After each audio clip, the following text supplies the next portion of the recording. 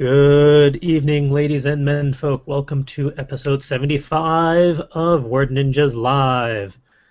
I am Charles, your instigator of literary and creative insanity. And joining me is Justin. Hello, I'm also here and drinking scotch. I'm not nearly as fancy tonight. I'm just having my other funky Belgian beer. This one is the peach one. To be fair, you did drink all my scotch over the weekend. I personally did not. I sampled, yes. Finished, no. There is a difference. Fair enough. All of the other members of our crew are elsewhere, dealing with other things. But in the hopes that some of them are able to join us later, we're going to shuffle things around in the show notes a little bit, as we do. For those of you just listening, you shall never know, except for the fact that I just said it. Other than that, it will be a perfectly seamless experience for all listeners. As always. So hey, how about that first talking point for episode 75? The show notes over at FC Writers says it is how busy is too busy. Why we should take time for ourselves every once and a while. A lot of these talking points tend to be instigated by my own life. This is a perfect example of that. As I wrote in the show notes, between getting the convention plague, which normally doesn't happen for me, but this time I was not so lucky, and then trying to cram 80 hours of work into a week, I'm not really the happiest of campers right now. And trying to figure out how to rebalance and reprioritize that has been a little frustrating. But it needs to be done. So I'm curious how others, both our viewers and the other person on our show, I have opinions. fare on such activities. I fare quite poorly, generally. So I'm not the only one. No. It's funny that time management ends up for really productive people to be more of an expectation management than a time management. There's a lot of people that say, oh, you can always make time to go to the gym, or you can always make time to do X, Y, or Z. But for super busy and productive people, that's not actually true. Do they understand temporal mechanics and how little control we actually have over temporal mechanics? Well, I think a lot of people have 9-to-5 jobs, and then when they get home, they don't do anything. But for those of us that either have more than just the full-time job or hobbies that take up a dozen or more hours per week. Right, or trying to start up another business. It becomes in quite the exercise. Yeah. So, how busy is too busy? Well, my litmus test for that is how much sleep am I getting? I usually have a hard out, and I have a hard out in that I set an alarm that tells me to go to bed at a certain time every day. And that means computers off, no looking at bright iridescent rectangles, and actually going to bed. I used to listen to podcasts when I got into the bed, but then I realized that that's not great because my brain is focusing too much on what's going on in the podcast. I think lyricless music might be a better choice, but I hate to keep that running constantly. So either way, I think the litmus test for how busy you are and how busy is too busy is definitely how much sleep you've been getting. Have you been getting the appropriate amount of sleep, CJ? Normally I would say no, but this week has been a crapshoot because I get home and at about 6:30 or so I just crash. And then I wake up at 10 or 10:30 very confused, do about a half hour's worth of flailing about at stuff, and then crash for the rest of the night. So this week I am pretty much caught up on sleep, which has been nice, but everything else has suffered because of it. Yeah, it's tough. There's this thing called the witching hour, and that's, people who go to bed really early and then they wake up in the middle of the night, and then they actually do productive things for that hour and then go back to sleep. It's sort of like a 2 sets of 4-hour sleeps Mm. back to back with an hour break in between. And I've done that in the past, uh, usually accidentally because I'll just take a quick 20-minute nap or rest my eyes turns into, I fell asleep for 3.5 hours. And now I can't fall back asleep. And it's 3 in the morning. God help us. Um, and then health-wise, your body gives you cues on how busy you are. You said you got some of that convention crud or con Yeah. plague. Just be glad you didn't get pink eye. Yeah, fair point. As somebody who was recently very ill for quite some time, uh, when that happens, you really have to just take care of yourself and put everything else aside. Uh, Unfortunately, I didn't get to take off any time from work because I was sick during the holidays. Brilliant. Thanks, body. I don't want to take advantage of my limitless sick days. I mean, who would want to use those? My body tends to do the same. As soon as there's a vacation or extended period of time off, like, oh, hey, you're not doing things for 20 hours out of the day, let's fall apart. Hey, your body temperature lowered by a half of a degree. So we're going to turn off your immune system. It needs a break too, Mm. Oh, I'm sorry. Do you have sepsis? That may be our fault. So this kind of also gets into what I was going to talk about on one of my productivity topics is I started doing my Tranquil 2015 schedule. And then when I got home today, I immediately changed the schedule because it wasn't working for me. I started off really strong. Monday and Tuesday went well. And then I came home today and I'm like, as you know, my work is very not flexible. Mm. So I end up coming home at random hours of the day. And on Wednesday, we have this podcast at 7 o'clock. When I come home, the first thing I do is do the thing on my Tranquil 2015 goal list. Monday, Wednesday, and Friday, that was working out, and Tuesday and Thursday was my Mandarin lessons. However, Wednesday falls on the workout day, and working out takes a lot longer than doing a Mandarin lesson. A lot longer. So I don't actually end up having time to do my workout between when I come home and when I do the podcast.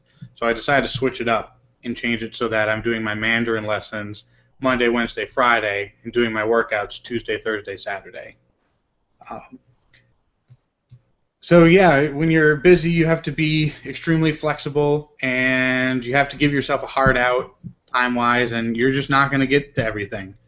Come up with your priority list for that day, things that absolutely have to get done, and things that can wait until tomorrow, and just do them in order until it's bedtime. And if you happen to finish them, especially on a weekend when you don't have a 9-hour block of working, then you can do all the fun stuff on the weekend, potentially. Like do all the other jobs. Right. Yeah, I've been playing video games only on the weekends now, and it turned into Friday and Saturday only, because Sunday, among other things, there's just a lot going on that I have to take care of. So in anticipation of not being able to play games on Sunday, I added Friday, which seems fair. It's Friday night. It's not a work night. As long as it's not during the work day on Friday. Right. I see a new challenger has entered. Hooray. Barely in by the skin of my teeth. We're discussing the talkie point of how busy is too busy, and when should we actually take time for ourselves and whatnot.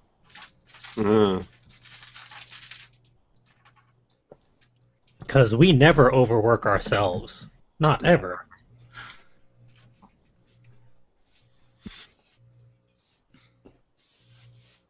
I know so far this week it's just been do the stuff that absolutely needs to get done, or else everything else becomes a second priority. If it can get done, fantastic. If not, I'm just not going to worry about it. Because I know my body can only do so much sometimes.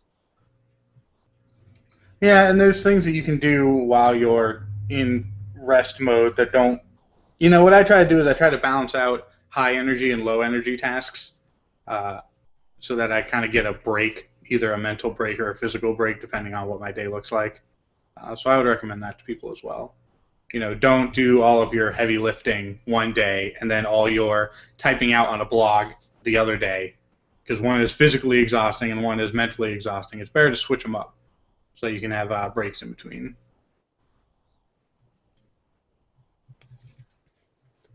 Or you can just do my nope, I'm done method and walk out and take a 2-hour lunch.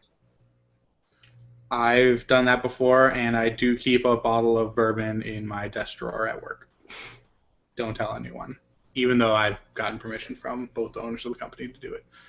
No one will ever know. But I'm probably not supposed to do it, but they said there's no rule against it. But there's a spirit of the law where I'm probably not supposed to do that. But I don't take advantage of it every day. So there's in that. most contracts, it doesn't specify that you're not allowed to have such things on the premises. It's more when inebriation becomes detrimental to your work or your workplace. Right. And HR gets cranky. Yes, I rarely drink while I'm doing work. It's more there as like a status. Like, I'm the big cheese now at work, so I feel like I need to Mad Men it and keep a bottle of bourbon in my desk. And of course, if the work that is being done is for full coverage writers or Inspire the Muse, then all bets are off. Right, and then I'm just constantly drinking. Or foisting your alcohols upon us. Right. Am I an alcoholic? No. Do I enjoy alcohol a hell of a lot? Yes. Alcoholics go to meetings. Right, exactly. That's the only difference. Now, it depends who you ask. If you ask my mom, I'm probably an alcoholic, but if you ask anyone else who knows me, they know that I'm not.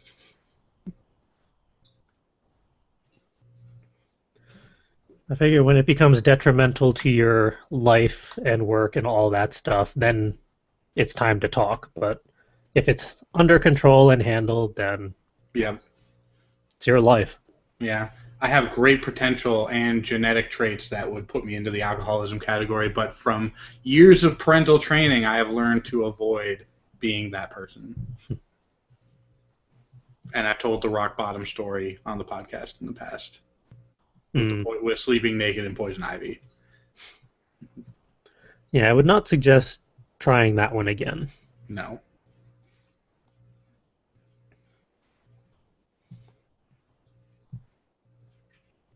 I'm curious how the others feel about this particular topic. I always feel busy, but that's probably because my mind is always going, so I probably don't always look like I'm busy. Just schedules, I suppose.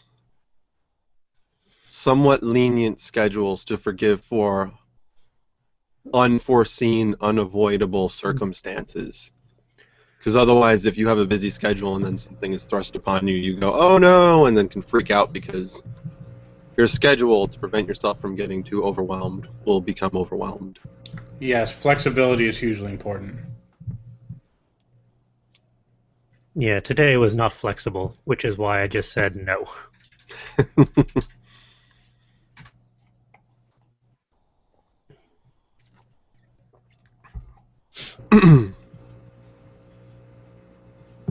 I know Ed is always dealing with busy. Oh, yeah. It wouldn't surprise me if Ed is productive even when he's sleeping. My brain is. Don't even get me started on sleeping thoughts. No, Brain, I didn't want to go to bed. I wanted to stay up for 3 hours thinking about every little thing ever.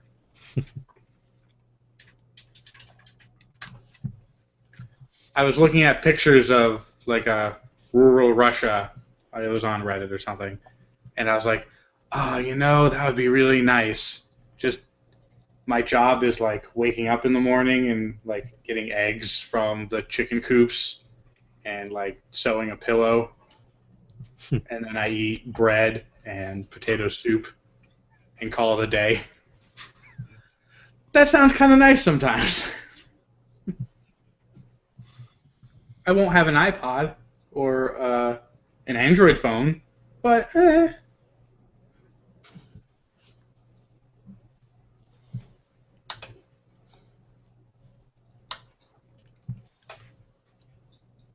Sounds relaxing. Hmm.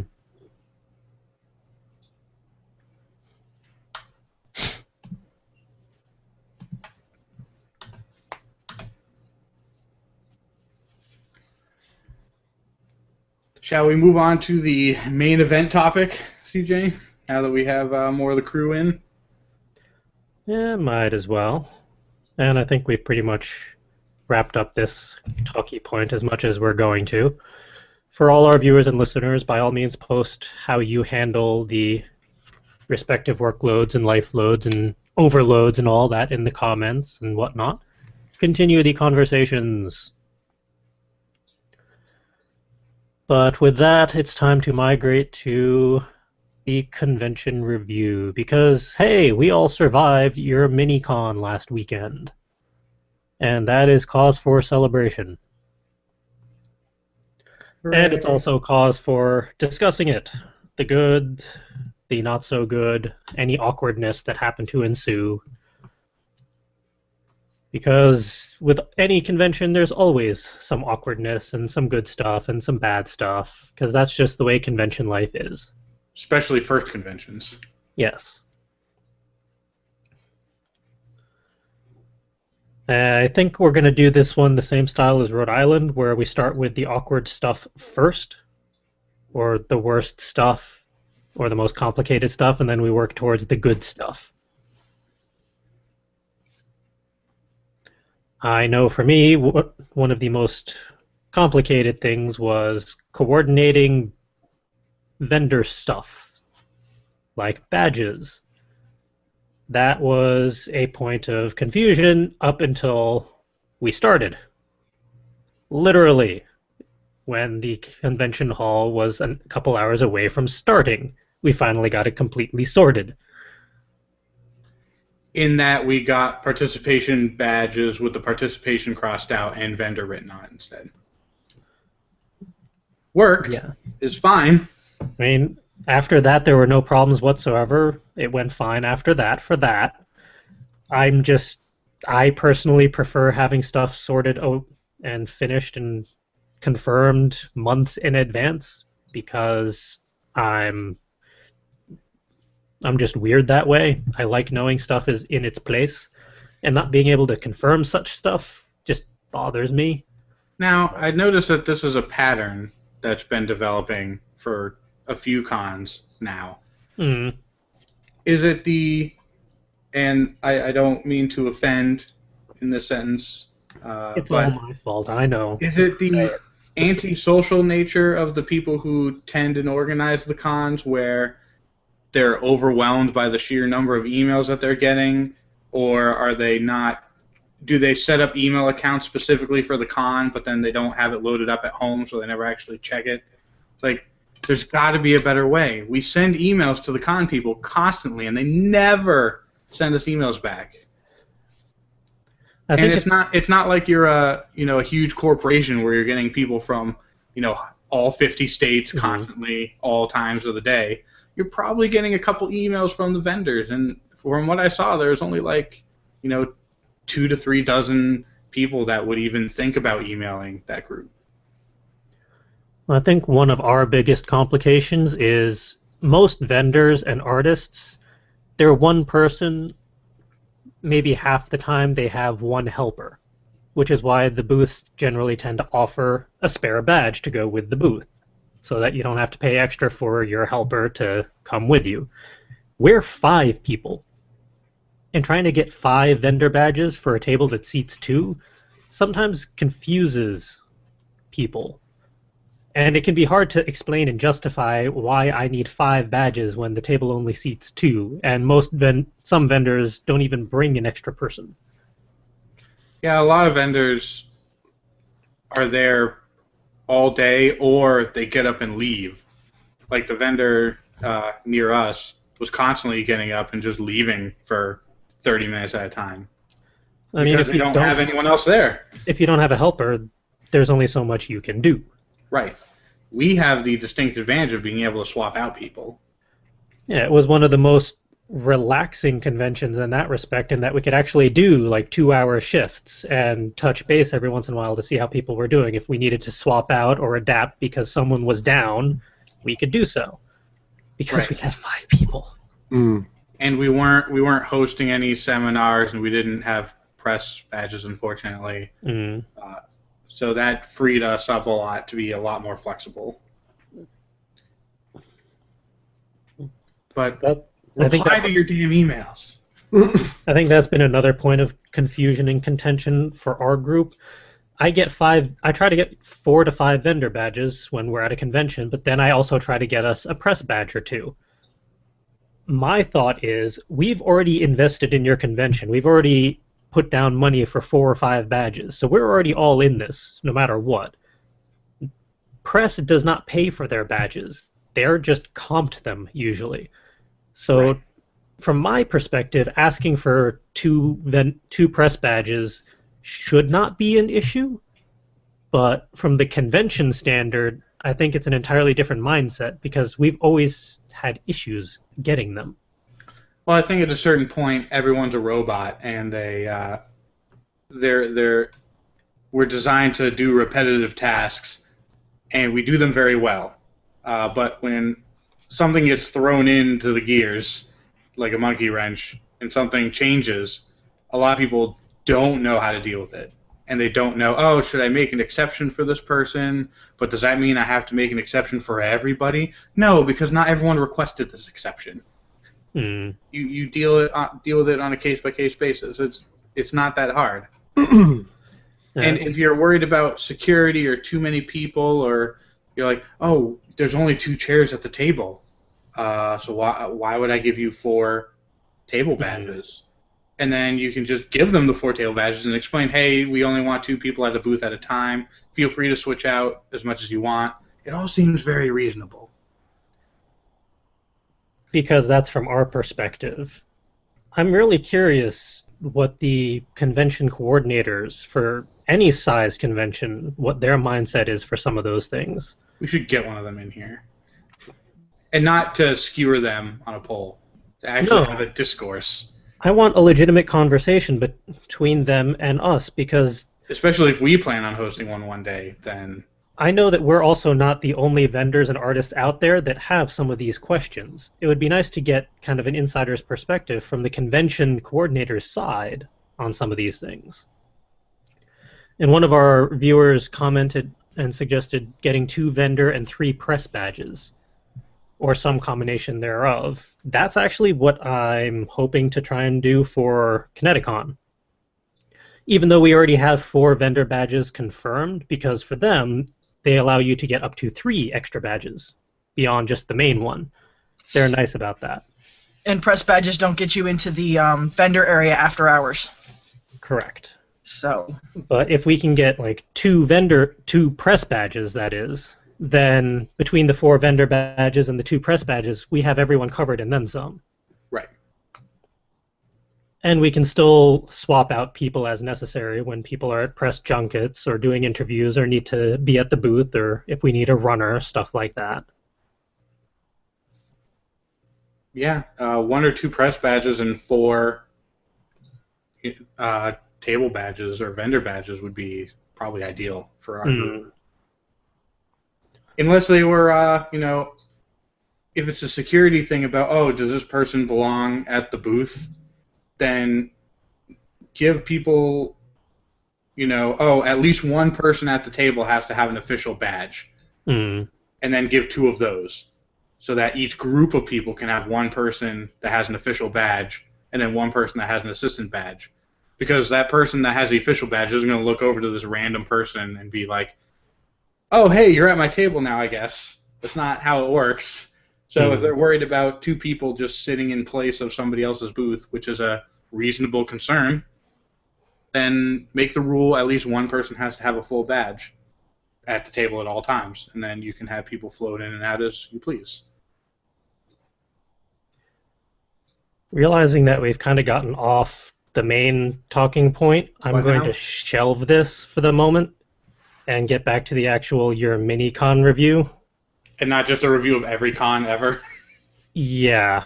Fair We enough. can have our own discourse on that, maybe for an NSFWN episode, where we can all get in on it, but realizing we're supposed to be focusing on YourMiniCon, let's get back to that. And let's have someone not me talk, because I've already kicked things off. I'll say probably one of the biggest things from foibles, I guess, on for me was the table size and not knowing exactly what we were going to be dealing with when we got there. And unfortunately, that was just out of everyone's control. Yeah. Because I was actually talking to the organizers about that one, and even they were kind of blindsided by how thin those tables were. Because they were provided by the hotel, and the hotel generally does like banquets and buffet styles, probably with those tables where the width is not as much of a concern. Right.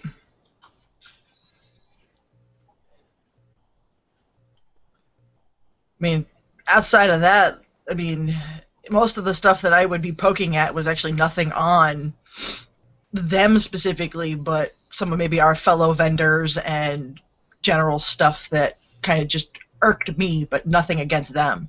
Mm. Right, a lot of people were put into an interesting, complicated situation that may have not been planned out properly. I don't know if there's anything else worse than that we want to talk about first, or if we want to move on to just the regular bad. But Yeah, there wasn't really anything hugely awful. These guys Right. did an amazing job for a first-year con.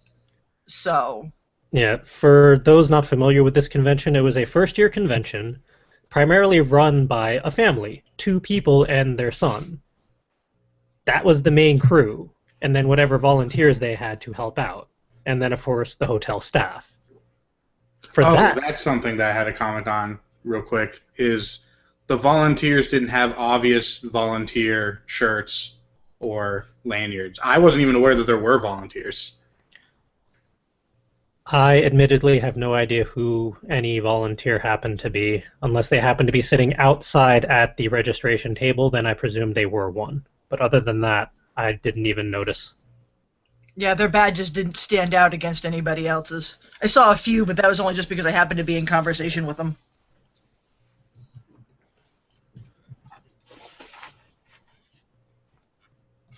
But yeah, definitely like matching T-shirts or something.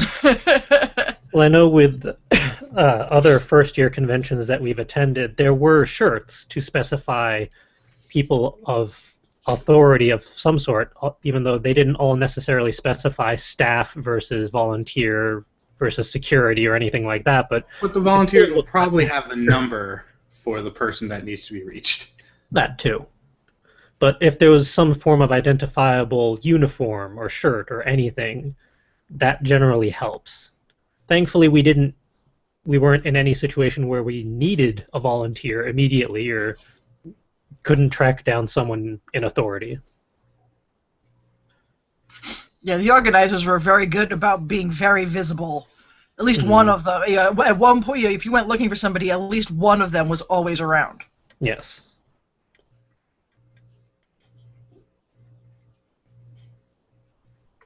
Yes, a lot of the negative about the YourMiniCon are very, nitpicky, room for improvement.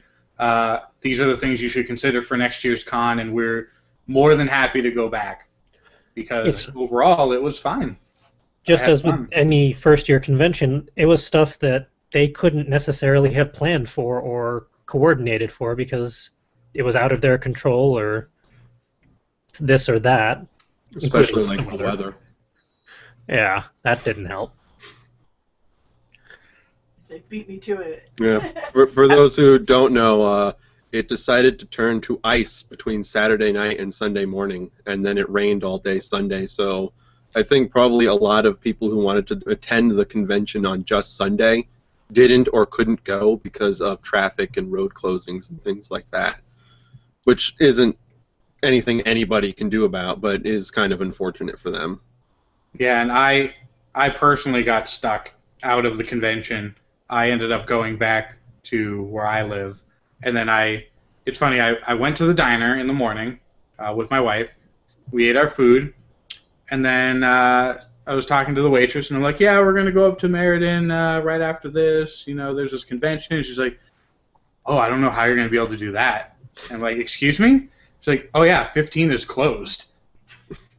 And 95 is not much better. And I'm like, oh, my God, are you serious? So I started looking at the map. 15 is literally closed because there was a 10-car accident. And 95 had an accident probably every 1.5 to 3 miles. And so I called CJ up, and I'm like, hey, CJ, that's a big nope on me coming back to the convention. Because even if I really wanted to, which I did, because I was at the diner, and my wife and I drove separate cars so that I could just leave and go to Meriden, not happening. Aw. And it was extremely upsetting.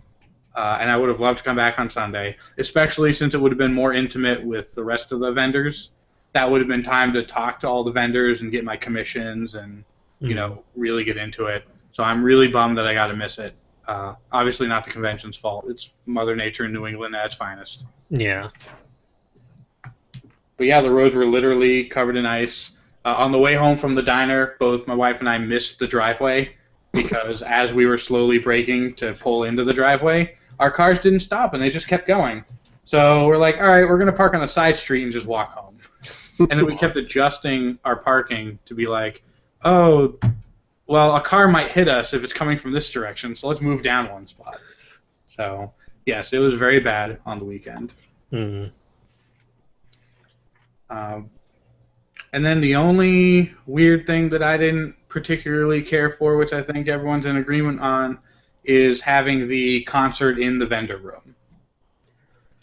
Oh God, yes.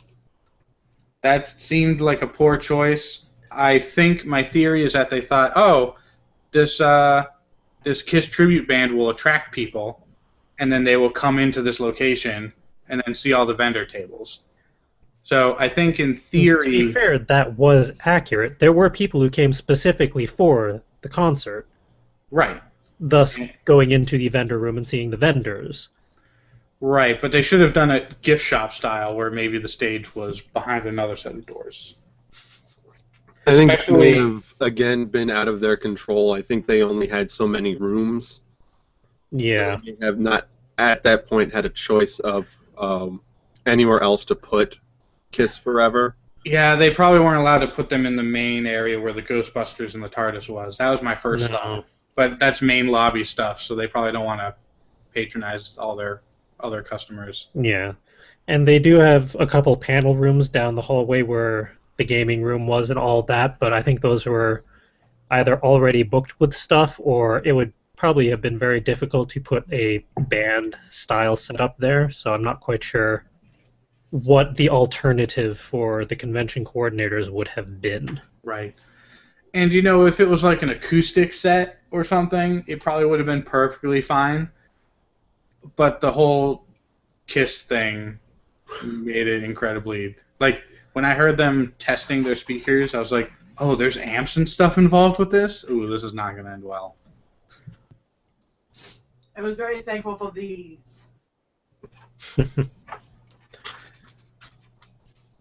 Mr. Mute. The other weird part was that they did 3 30 to 40 minute sets where they probably could have just done, 15-minute sets, 3 songs at a time. Then it would have been interspersed throughout the entire day. Right, instead of all, hey, during this 45-minute period, you're not going to be able to talk to the person right next to you because you can't hear anything. Which is not even a joke. Not just because no one can ever hear me anyway, but then they really couldn't hear me.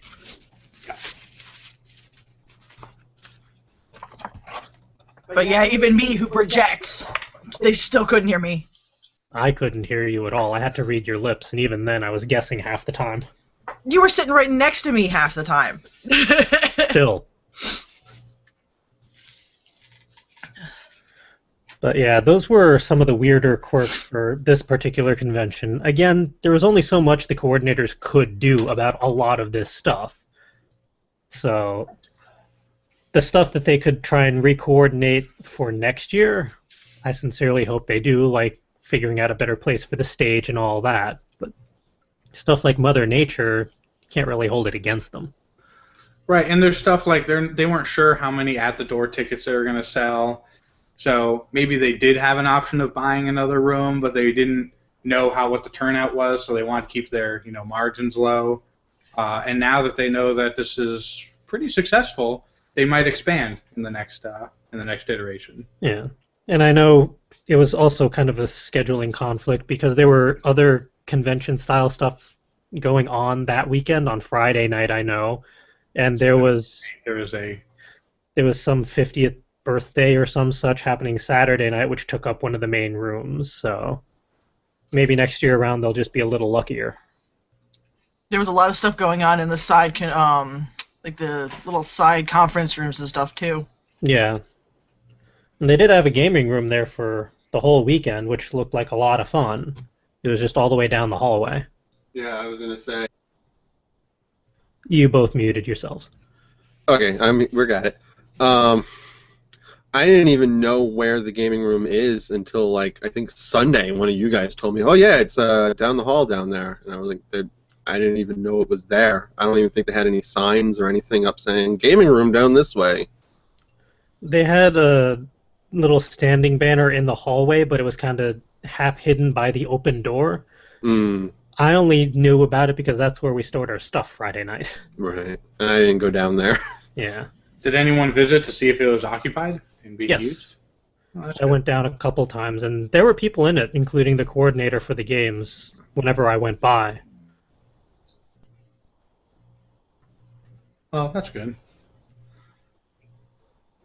Yeah, see, I only got down there once, and that was the end of the day Sunday for Katie's thing. There wasn't much left going on then.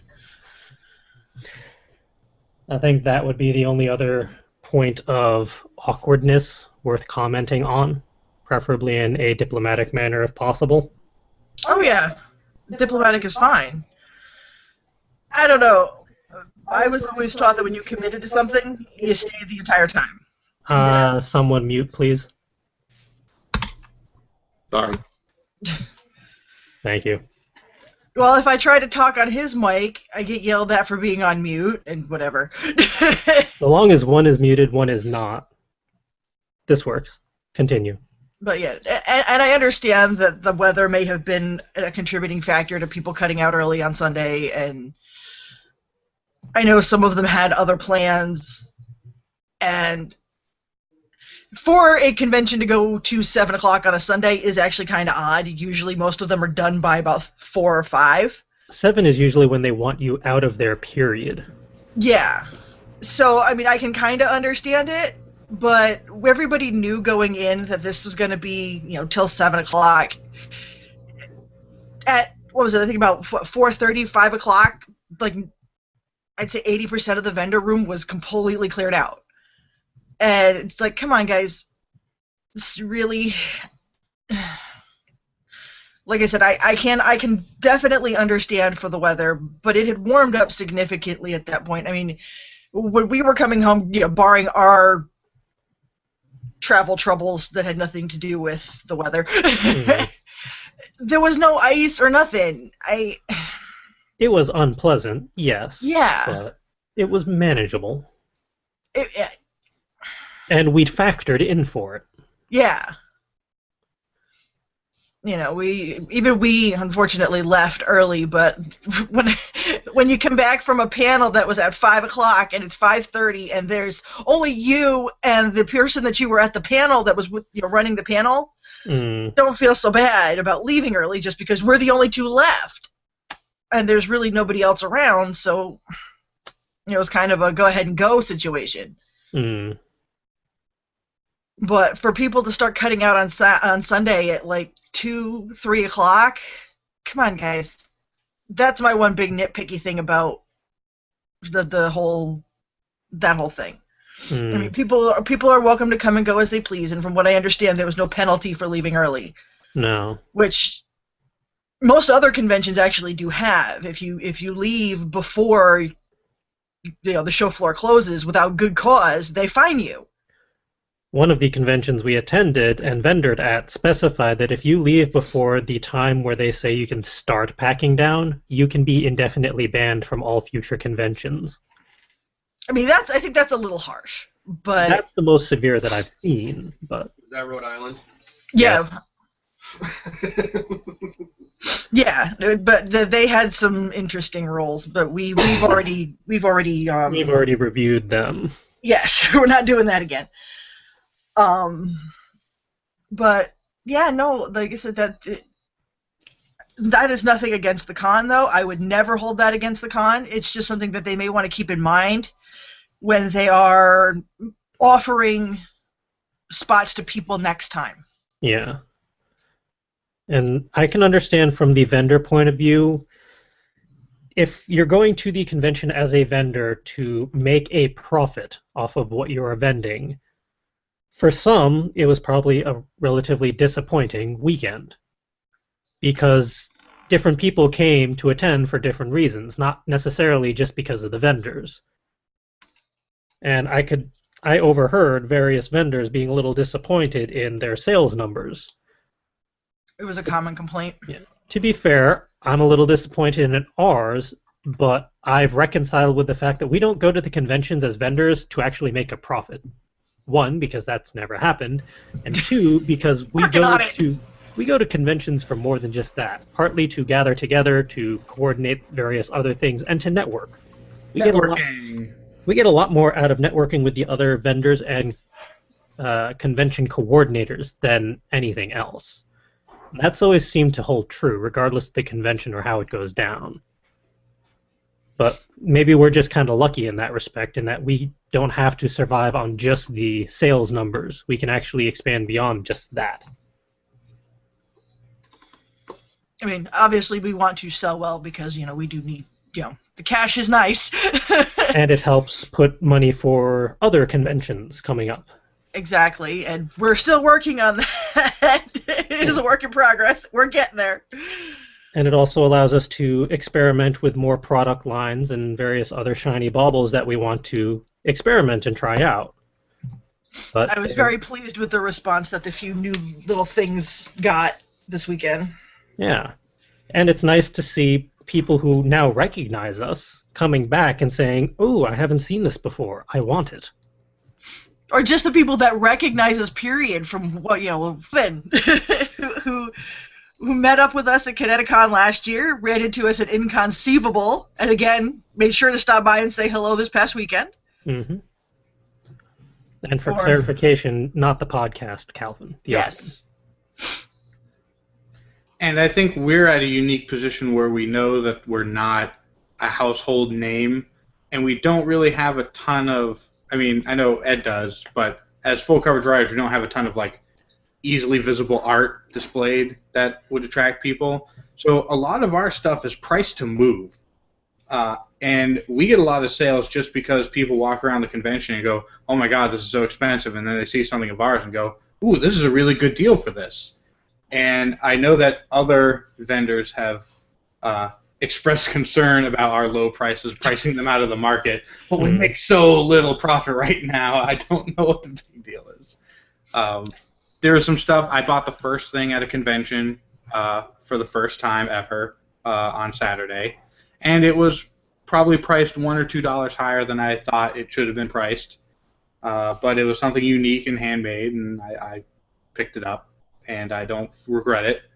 But looking at all the convention prices and looking at our prices, I'm like, oh yeah, our stuff is priced to move because everything that we have has a little logo on it, and we're networking, and we're trying to get stuff out, and some of our stuff is semi-free or partial or practically free, and that's good. I think that's good for where we are right now.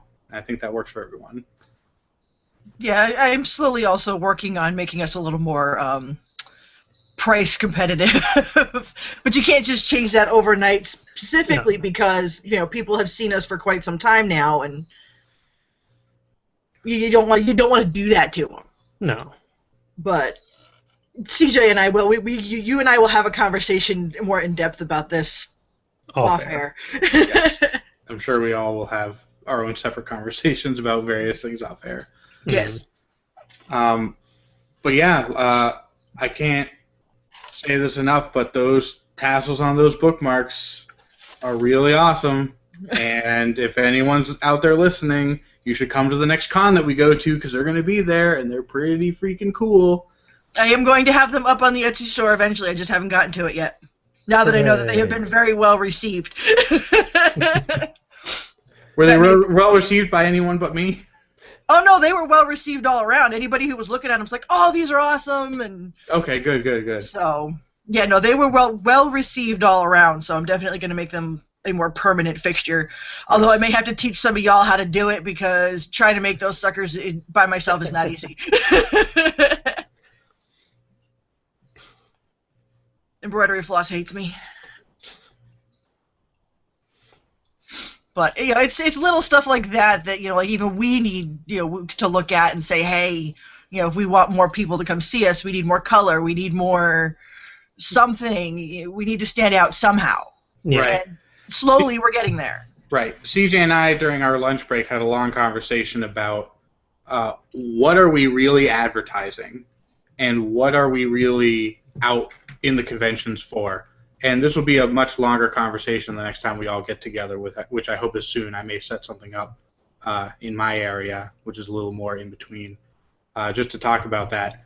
But yeah, I think we're getting there, and we're getting there at a decent pace. And I think by the time ConnectiCon rolls around, I think we'll be in a really good spot. Which is good because that's the next convention we're officially vendoring at. And we've got the space to use at that one. Yay. Thank you, CJ, for getting us a corner. We're number one. Literally.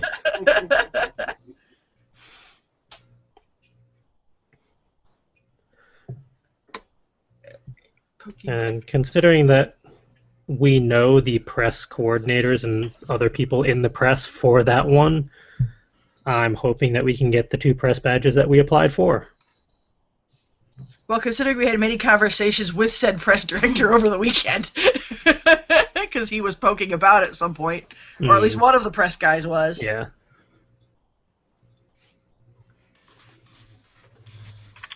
And what was I think we've moved on to the good at this point. Oh yeah. One of the other really good things, it was nice to see some of the coordinators from Inconceivable walking about. It's nice to know that we're supporting each other and not in direct competition with each other. Yeah, it was nice talking to RJ for a little while. Yeah, it was just recognizing faces and being like, oh, you pulled off the convention, several months ago, and now you're here. It's a good feeling that we're all in the same boat for the same reason, and that we're not being total dicks to each other. Faith in humanity not quite restored yet, but it's getting there. Faith in the con humanity is definitely getting there. Yeah. Faith in humanity at large, there's no help for that. Now, I have a question about cons, because as you know, I'm new to the con scene. Mm-hmm. There were people at the con that were guests there, not vendors or anyone else, that I think were literally just in costume walking in a giant circle. Is that typical for con? Where there's a guy who's like, oh, I really like this cosplay outfit that I put together, so I'm just going to literally spend 6 hours walking around in a circle. There are people who professionally cosplay. Some of them even had booths there. Yep, I saw those. Yep. It's not unheard of for them to wander conventions in their costumes because that's really one of the main ways they're going to get seen with it. I think it was more a matter of there was only the one vendor room, and it was comparatively small to, say, a larger convention, so they could only go around so much. So we just kept on seeing them. That and for the cosplay contests too. Yes. Oh, yes, that's true. They were probably advertising for that too, trying to get more views so people could remember them and be like, oh, that was a really good costume. Okay. Mm. Although the way the booths were laid out, you couldn't actually do a circle. It was more a funky H because you couldn't really cut across at the corners. Yeah, and you couldn't cross in the back either. Yeah, you had to loop around here and there. Which kind of encouraged you to see everything without just skipping certain parts, but It didn't make for a very nice traffic flow, though. a little funky sometimes. Yeah, a circle with an inner, and there wasn't, it was a small space, so a circle, an inner circle and an outer circle probably would have been fine. Just a loop. But, anyways, that's... Yeah, and I think the stage had a lot to do with that, too. Yeah. that's true.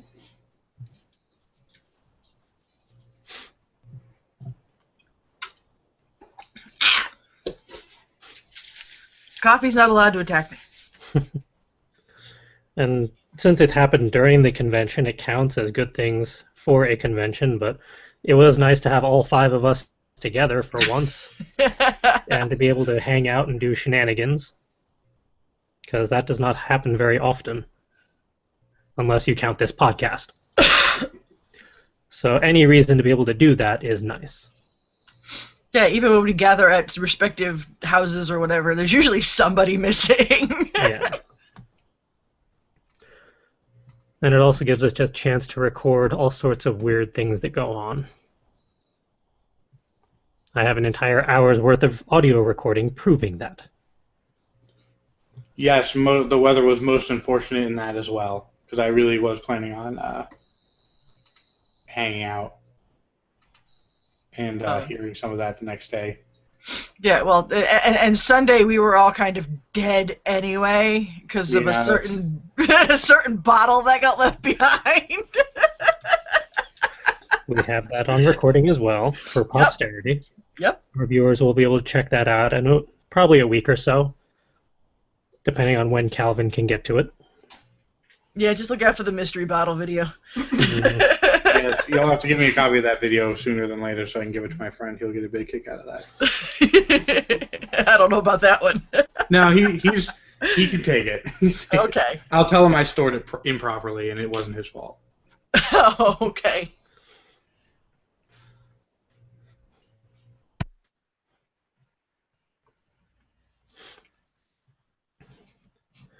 Any other highlights from the weekend that people want to toss out there?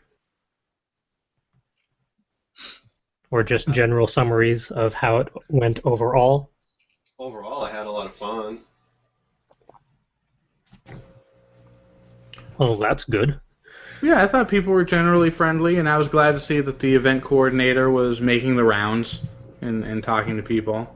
I think overall, besides, most of our negative stuff was very nitpicky and probably out of the control largely of the coordinator. I think they did a really good job this year, and I was pretty impressed, and I'm looking forward to it next year. Also, I'm biased because it's only 40 minutes away from where I live. I mean, even for us, it was only about an hour, so it's not that bad. It's no worse than going to Hartford.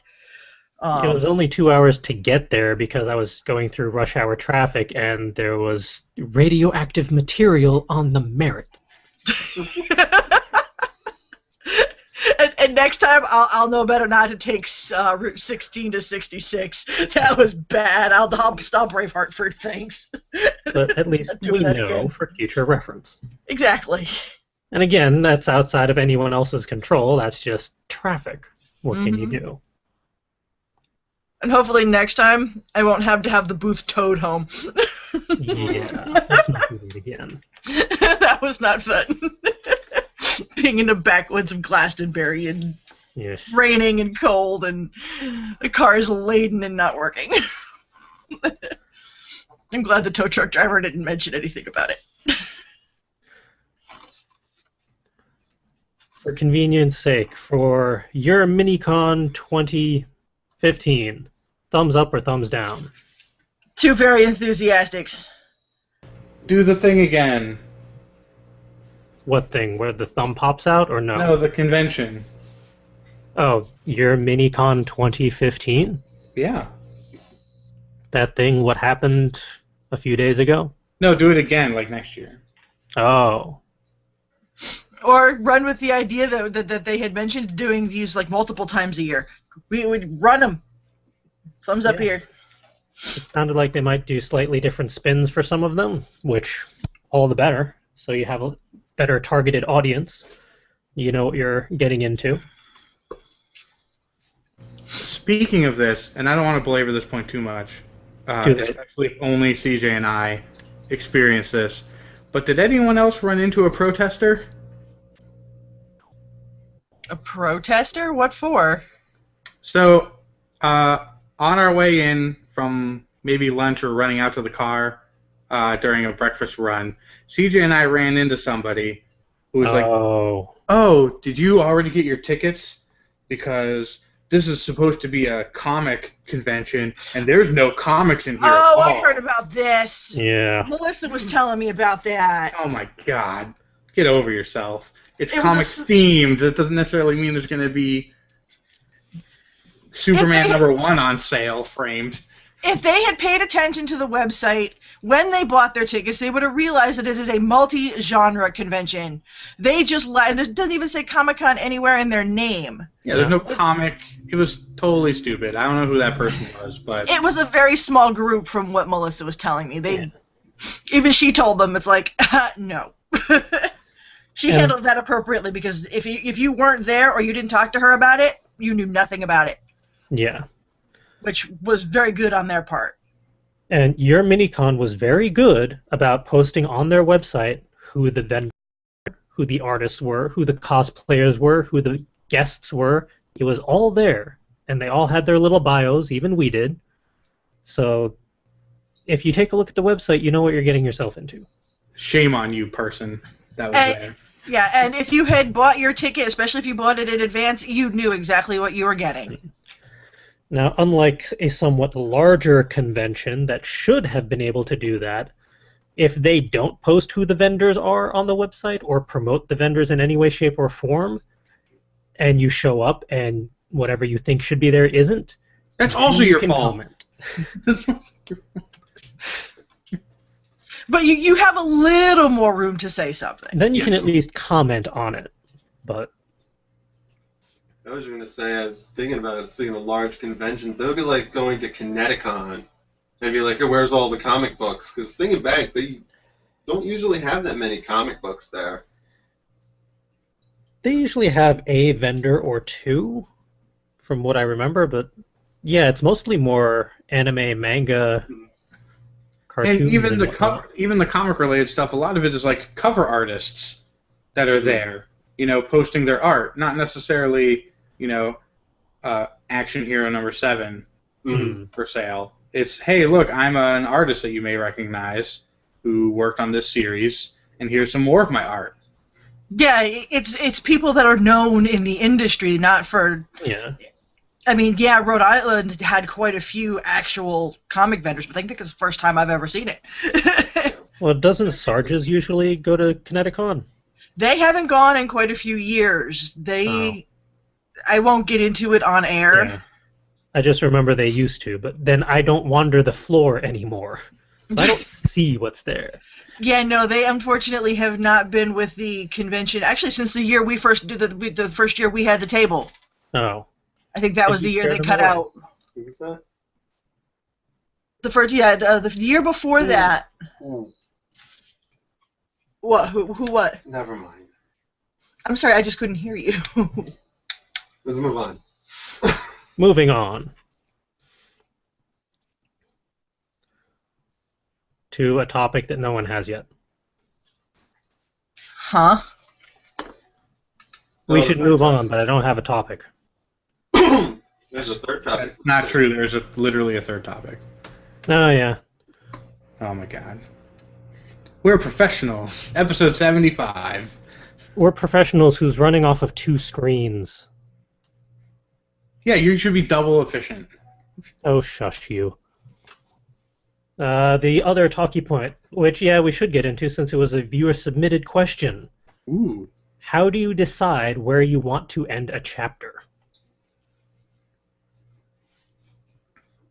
I can already tell that one of us loves this question. I have this question at least once a month. Do you have an answer once a month? I do. Does it change per month? Yes.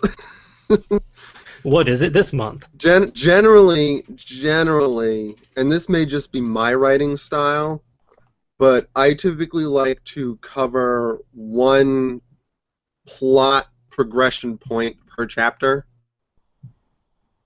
And usually the end of the chapter is somewhere where that point has been covered shortly after it. Like if I say, I want this to happen in this chapter to show that this person is progressing such and such, whatever. Maybe Max is becoming more confident in getting back into school, and oh look, she's actually doing good grades, and maybe she's not as dumb as she thinks she is because she's not. Then I would go through the chapter, and parts of that would be her struggling with that realization, and when she kind of makes a step towards that, I'd be like, well, now I'm near the end of the chapter. Some people might say that there's like a page limit or scene limit or something, but I suggest avoiding that because, excuse me, even in professionally published books, I've read chapters that go on for 20, 30 pages at a time, and I once read a chapter that was a sentence. So a chapter can be as long or as short as it needs to be to get your point across. Stephen King, in some of his earlier works, is well known for his 1 to 2 word chapters. I think "they didn't" is a chapter because there was a lot of assumptions being made in the previous chapter, and then the next chapter was just "they didn't," and then the next chapter moved on. And I think your average chapter breaks is probably going to be dependent on the overall planned length of your novel. The book that I'm reading now is really, really short, and each chapter is like 2 back-to-back pages, like front and back, and that's appropriate for that book because the book's probably only 100 tiny paperback pages, so that works. But if you've got some long epic tale, maybe you have to break it out into parts and then chapters and then books. Lord of the Rings it. Yep. And then, you'll have your, this should be one chapter, but there's a scene change in the middle of it, so you do that little triple asterisk or horizontal line in your novel. So there's ways around even the larger chapters and kind of breaking them up a little bit. Now, for Tolkien, for like Lord of the Rings, would it be Tolkien style or Peter Jackson style? Because those are 2 entirely different styles. I was thinking Tolkien style myself. Yes. We were talking about writing and not directing a movie. And not capitalizing on money. To be fair, before he did Lord of the Rings, he had only ever made B movies. Some very fun ones, too. I don't know, would you say King Kong was a B movie? I guess so. Did you watch that movie? Yeah, I like that movie. No, King Kong was good. It was fine, I should say. It was fine. I think it's fitting of the B rating, though. Okay. And Dead Alive, yeah. That's a cult classic, and there's reasons. Yeah. I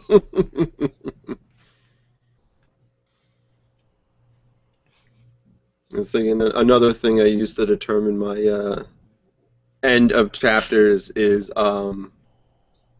time progression over the story. Like each chapter will only take place over the course of anywhere from a day to a couple weeks. And then if I end the scene, because the story I'm writing is very, what's the word for it? Expansive. Not so much expansive, but like slice of life style. So there's a lot of stuff where you can assume that there's day-to-day activities going on a regular basis where nothing interesting happens, because that's real life. We all have days where it's just you get up, you do your thing, the day goes by, you go to bed, and you didn't really accomplish any great thing. That's everybody. So to write the chapters where, oh yeah, they got up, they ate breakfast, they went to work, they did their jobs, they came home, they had dinner, they relaxed, they went to bed. Not exactly exciting stuff. So I usually just write the days or weeks where something happens that's plot relevant, and then whenever there's like, and then nothing super big happened worth really bringing attention to happens for like a couple weeks, that's, oh well, there's the chapter break right there. But if I'm going to do a location change or move on to the next day or something, or a couple days, then it might just be a break within a chapter. Unless I'm being evil and putting in a cliffhanger.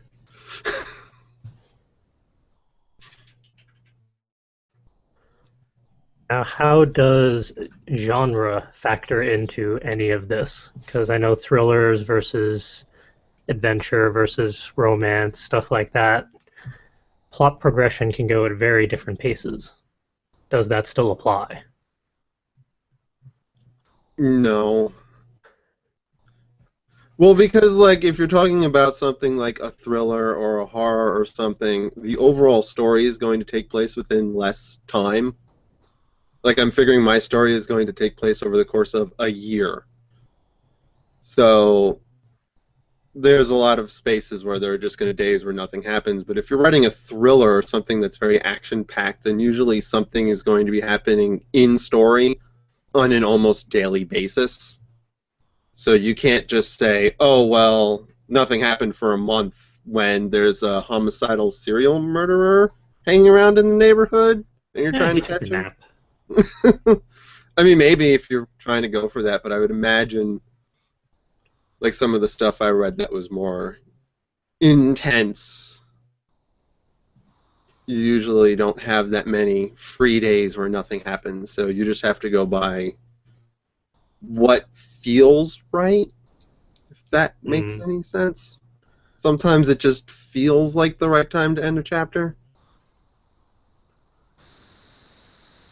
This is kind of a unbalanced question, but for those of us that read more manga than others, how have we seen those balance chapter breaks and volume breaks and stuff like that? Because that's an entirely different medium altogether from novels even. That's definitely designed for get people to buy the next chapter by ending it. Nothing but cliffhangers. Well, it's interesting because we think of the mangas in volumes, but in Japan they're initially released in a chapter-by-chapter basis in magazines before they come out in printed volumes. And a lot of that depends on how much space they have in the magazine. Yeah, so like Shonen Jump. Yeah. So the chapter breaks are pretty much mostly designed to keep the action going so that you come back and read it the next. Or that you maybe wait to buy the volume, like the actual manga volume, so you don't have to wait a month or however many months to get the next chapter. You just get, 8 or 10 chapters in one sitting.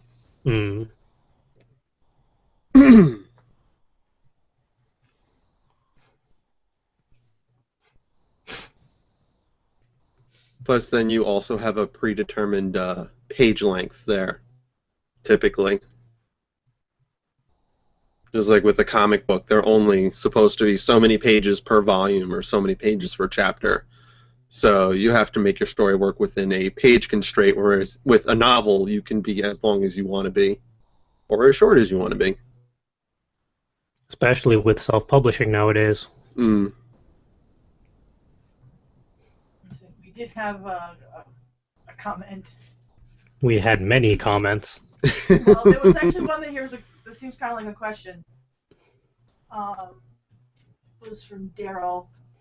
So don't have too many plot points in one chapter, especially when some aren't going to be resolved until later. Does that make sense? Okay, listening to myself on his mic driving me crazy. Yeah, I would definitely agree. Don't put too many plot points into a chapter.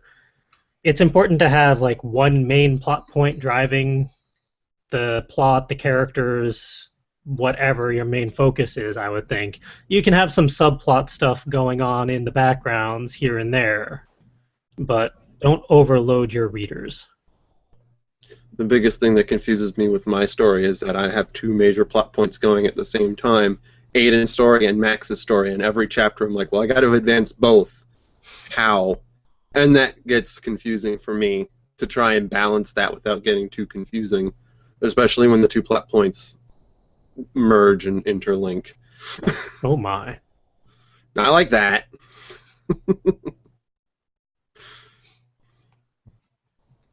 Yeah, I know for the slash and burn novels that I'm outlining still, and I'm getting ready for the first draft next month, I'm doing my best to balance out the main plot line across all 3 books, the book-length plot lines, and then any little subplots that I kind of want to play with to show character arcs and growth and just chronological progression throughout the universe.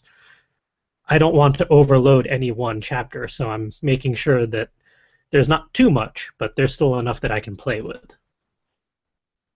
But at least being aware of that, I'm hoping will make a difference.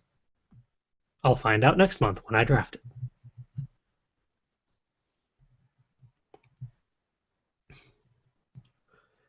And of course, for the viewers and listeners, by all means, post your own answers to this question in the comments if you haven't already. How do you handle chapter pacing? And story pacing in general, for that matter.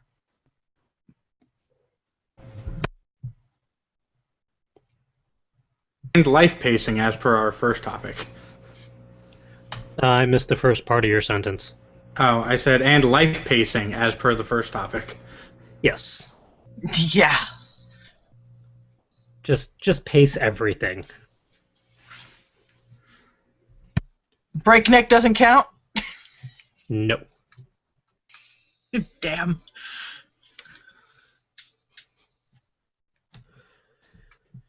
All right, with that, it's time to migrate to the highlights reel, because we've already been at this for over an hour. So that means it's time to go to highlights. So go to the screen sharing screen of sharingness and caring and all that good stuff. I was reminded in my email today that Story Bundle continues to be a thing, and they keep on putting out more and more books that I want and will never have time to read and can never afford. One of the bundles is still the NaNoWriMo writing tools bundle. Apparently the timer for that just isn't there anymore, so it's just a thing on their website now. I did not realize that. Oh, are they doing a thing like Humble Bundle where they've expanded to multiple tabs and multiple bundles? And Humble Bundle actually has an ebook bundle tab. This Yes. is a similar site where it's just ebooks, though. Right. But Where- they now have separate sites for just Yeah. the nano stuff. So they have, what is that, a dozen books for NaNoWriMo style, or at least that mindset, like 21 Days to a Novel, Convention Etiquette for Writers, Well, that wouldn't come in handy for us. Charisma Plus One, The Guide to Convention Etiquette for Writers, Geeks, and the Socially Awkward. I think we need to invest in a copy of that. Okay, actually, I think I'm pretty sure I've already purchased this one. Or at least, I'm fairly certain I've purchased this bundle. Ebooks. Skimming through. I can't read all the tiny little cut off names. I could swear I bought this bundle. I have not. Really? That surprises me. I have a lot of other bundles, but not that one. We will have to work on that. I was going to say, this is going to get remedied quickly, isn't it? If you want all 12, you only need to invest a minimum of, I want to say 15? Yeah. $15 gets you all 12 books. If you invest less than 15, you only get the top row of 6 books. So we'd need to do the 15. But considering they have like $1 million outlines, the Freelancer's Survival Guide, which is a fantastic book. 500 Ways to Write Harder by Chuck Wendig. If you're up for a lot of swearing, I'm sure he has a lot of good commentary in there. The Non-User-Friendly Guide for Aspiring TV Writers. So they really do kind of cover the whole gambit of stuff for writers. Definitely worth checking out. And for $15 for 12 books, that's a pretty good deal, all things considered. But wait, they have other bundles. They have the Video Game 5 bundle, because they've already done 4.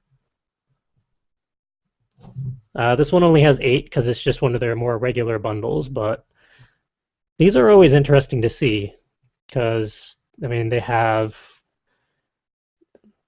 boss fight books, Jagged Alliance 2, talking more about the behind-the-scenes stuff for the gaming world, like Super Mario Bros. 2. Probably from the people who put that one together. Sega Arcade Classics Volume 1. All sorts of cool stuff. That one I'm not as excited about, but I'm pretty sure I've gotten one of their video game bundles already anyway. But the other one, Indie Fantasy, that one might be dangerous. Because I always like to learn about new authors, or less known authors even. And this is a good opportunity or way to find out about new authors and new books and new styles.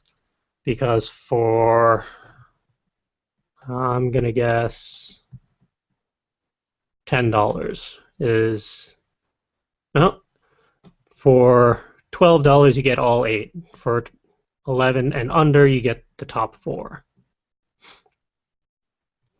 But still, that's pretty good pricing for ebooks, all things considered, which is why these ebook bundles are very cost effective if you want new reading material, but you're on a budget. And they let you select whether you want it tossed onto a Kindle or a Nook or any other ebook reading device. You can even get them as PDFs usually. And they always have one out every week or two. You can subscribe to their newsletter and all that.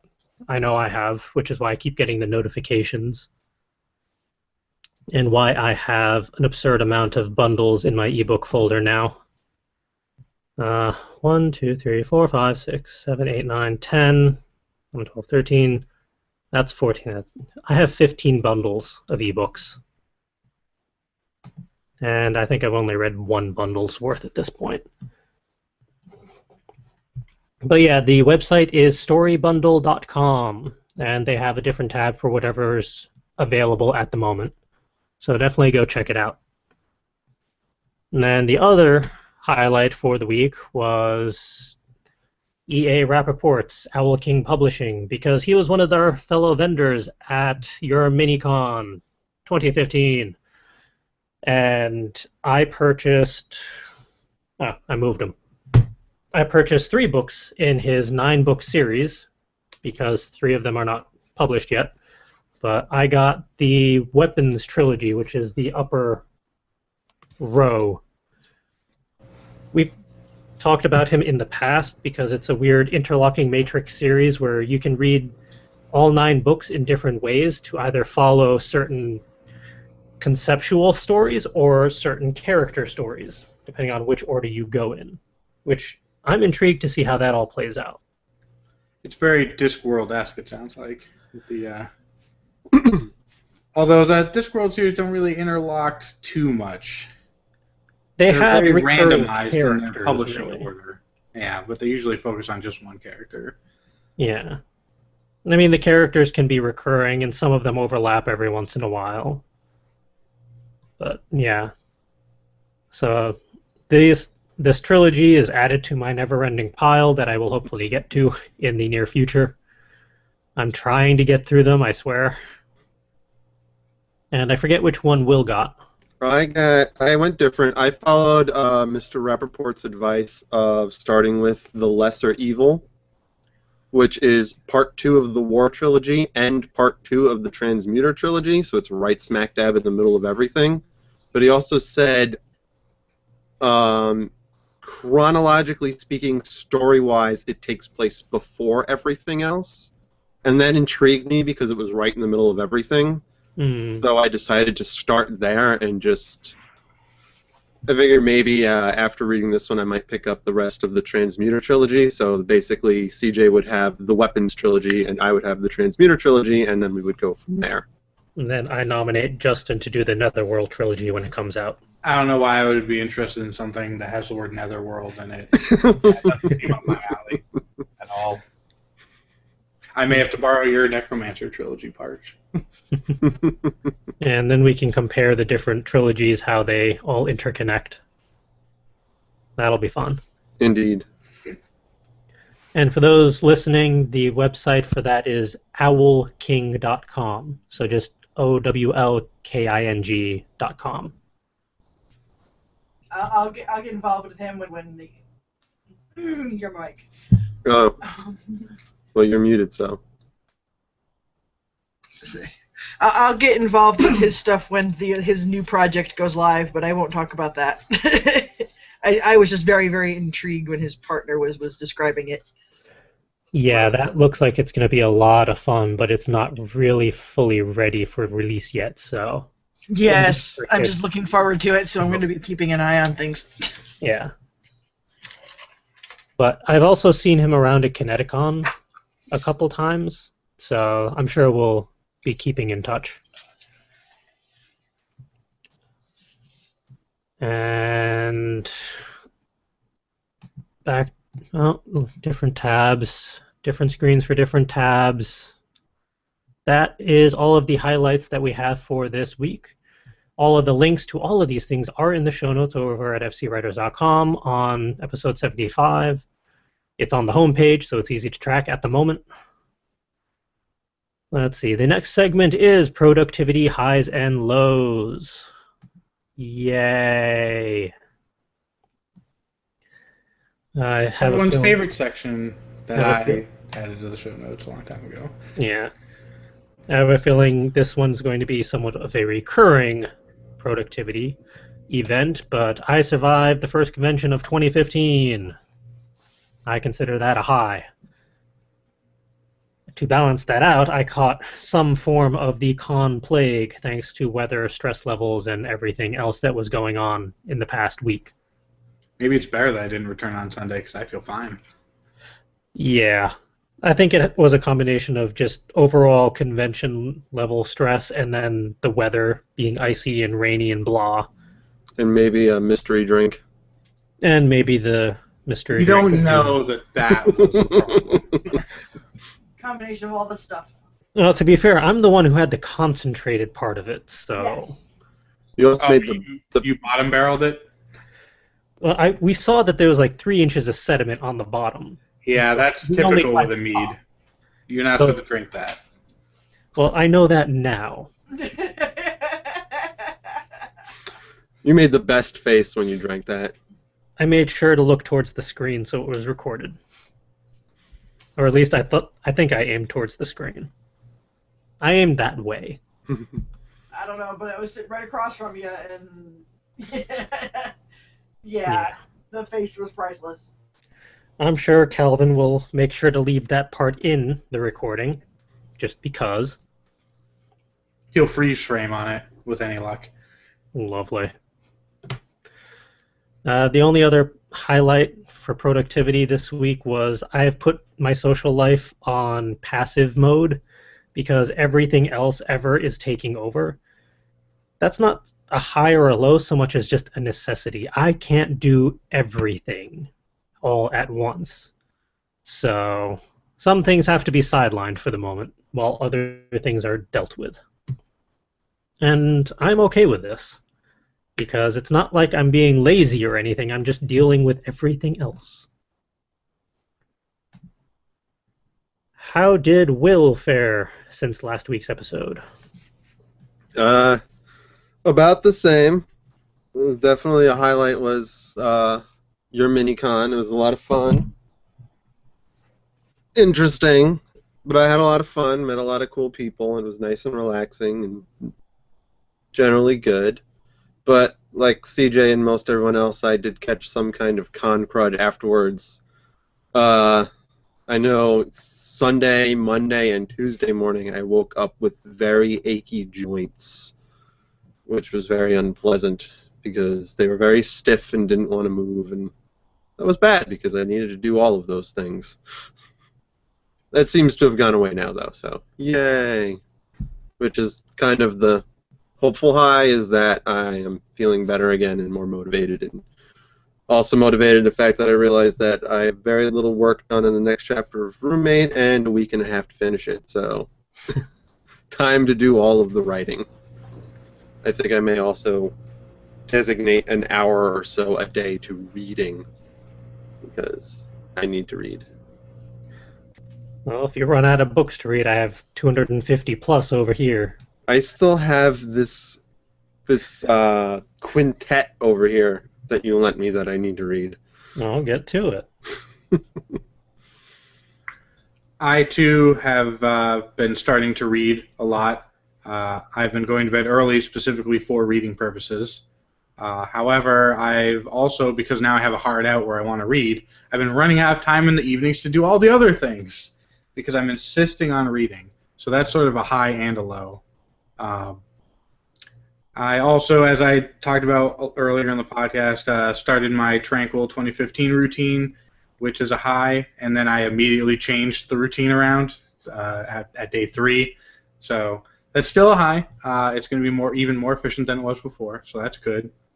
And then at work, I fixed a huge issue with something I was working on and made a pretty big breakthrough even after breaking something multiple times and having to redo something. Last night, I spent an extra hour at work so that I could get something done. And then when I came in the next morning, I realized that all the stuff I had done during that hour was totally wrong. Yeesh.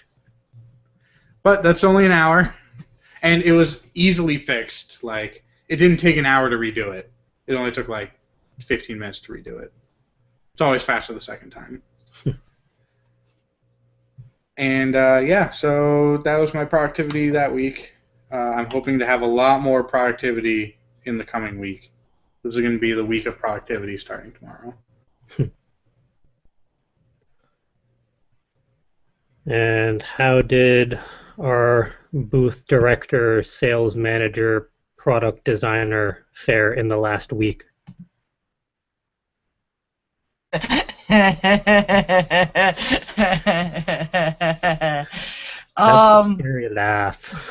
Well, considering the mad dash that was the last couple of days before Friday, I mean, I got off the podcast last week and I was right back to making those wonderful tassels for the bookmarks and fussing around with new cubes that didn't want to cooperate, and so that was kind of a low. But and then the whole being con crud thing, yeah, it got me too. Just a lot of little setbacks in the last few days and stuff, so it's kind of been, On the plus side, though, my RP muses have started to come back, which makes me happy. So I've been writing a little bit last day or so definitely a high. My brain is starting to function again, so I'm cool with this. But yeah, not too much to speak of right now. You know, like I said, it was kind of crazy with the con and the car and the sick. Hopefully this week will be better. That and I have commissions to get done, so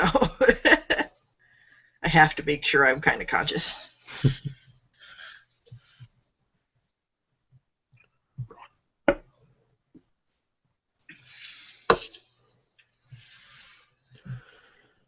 Let's see here. Oh, hey. Weekly inspiration. Nope.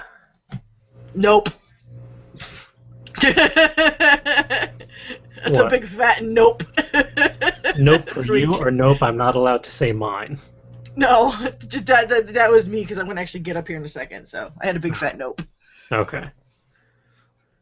In regards to mine, I had probably the best one-liner I'm going to have all month, possibly all quarter, over the weekend at YourMiniCon. When asked, how do I take my coffee? Yes! Yep. Yes, yes. Yeah. Yeah. That needs to make it into something somewhere. Calvin's already working on an idea. Uh-oh. Do I want to ask? Yeah, later. Okay. But for those who were not at your mini-con, the whole thing was we had a box of Joe, and Will was asking, how do you take your coffee? And he knows me well enough by now that it is just the black coffee, no milk, no sugar in the morning, because it's just Dunkin' Donuts coffee. I can drink that straight. But because I hadn't had coffee yet, the first thing that came to mind, for some reason, was I'll take it like how Calvin is. Black, straight, and fancy. That may end up as a t-shirt design, the way Calvin was talking. I like that idea. And on Martin Luther King Jr.'s anniversary of all things. And I actually had a second piece of inspiration for this week because I noticed in our YouTube analytics we finally hit 50 subscribers. That is our Hooray! first milestone for Yay! YouTube. I'm a little saddened that it says that we've lost 17 subscribers in our lifetime. Not quite sure how we managed to scare them away. To be fair, some of them were probably bot crawlers. Yeah, it's hard to tell, though. But their loss. And your gain. As long as we're not making analytics that important. It was just amusing that we now have 50 subscribers who see all of our various updates. It amuses me. Since Will is BRB, going to the convention provided me even more inspiration to get fit from all the sweet cosplay that was there. And I have a cosplay character at each level of fitness now that I've decided upon. Ranging from the Big Daddy from Bioshock, which would require an absurd amount of money and probably won't happen. The Comedian, which I've done before and came out really well, so I may revitalize that. Maybe do it a little bit better the next time around. And then as I lose even more weight and get even more fit, I can probably fit into a Scorpion cosplay outfit since everyone loves Scorpion. And lastly, Pyramid Head from Silent Hill. It's my dream to cosplay as Pyramid Head because I can be super antisocial and not talk and just walk around slowly and ominously carrying a giant fucking knife. And I think it's canon that it's called a giant fucking knife. And then maybe I'll walk up to CJ and rip all of his skin off of his bones. And then try to have sex with it? What does he do? I don't know. Anyways. He does weird things. Yeah, it's bad. And you're not really helping the fiction that's out there right now. Yes, he is. What I will need to do especially is to get a recording of the air siren when I make my entrance. And maybe some EMP so that I can turn off all the lights.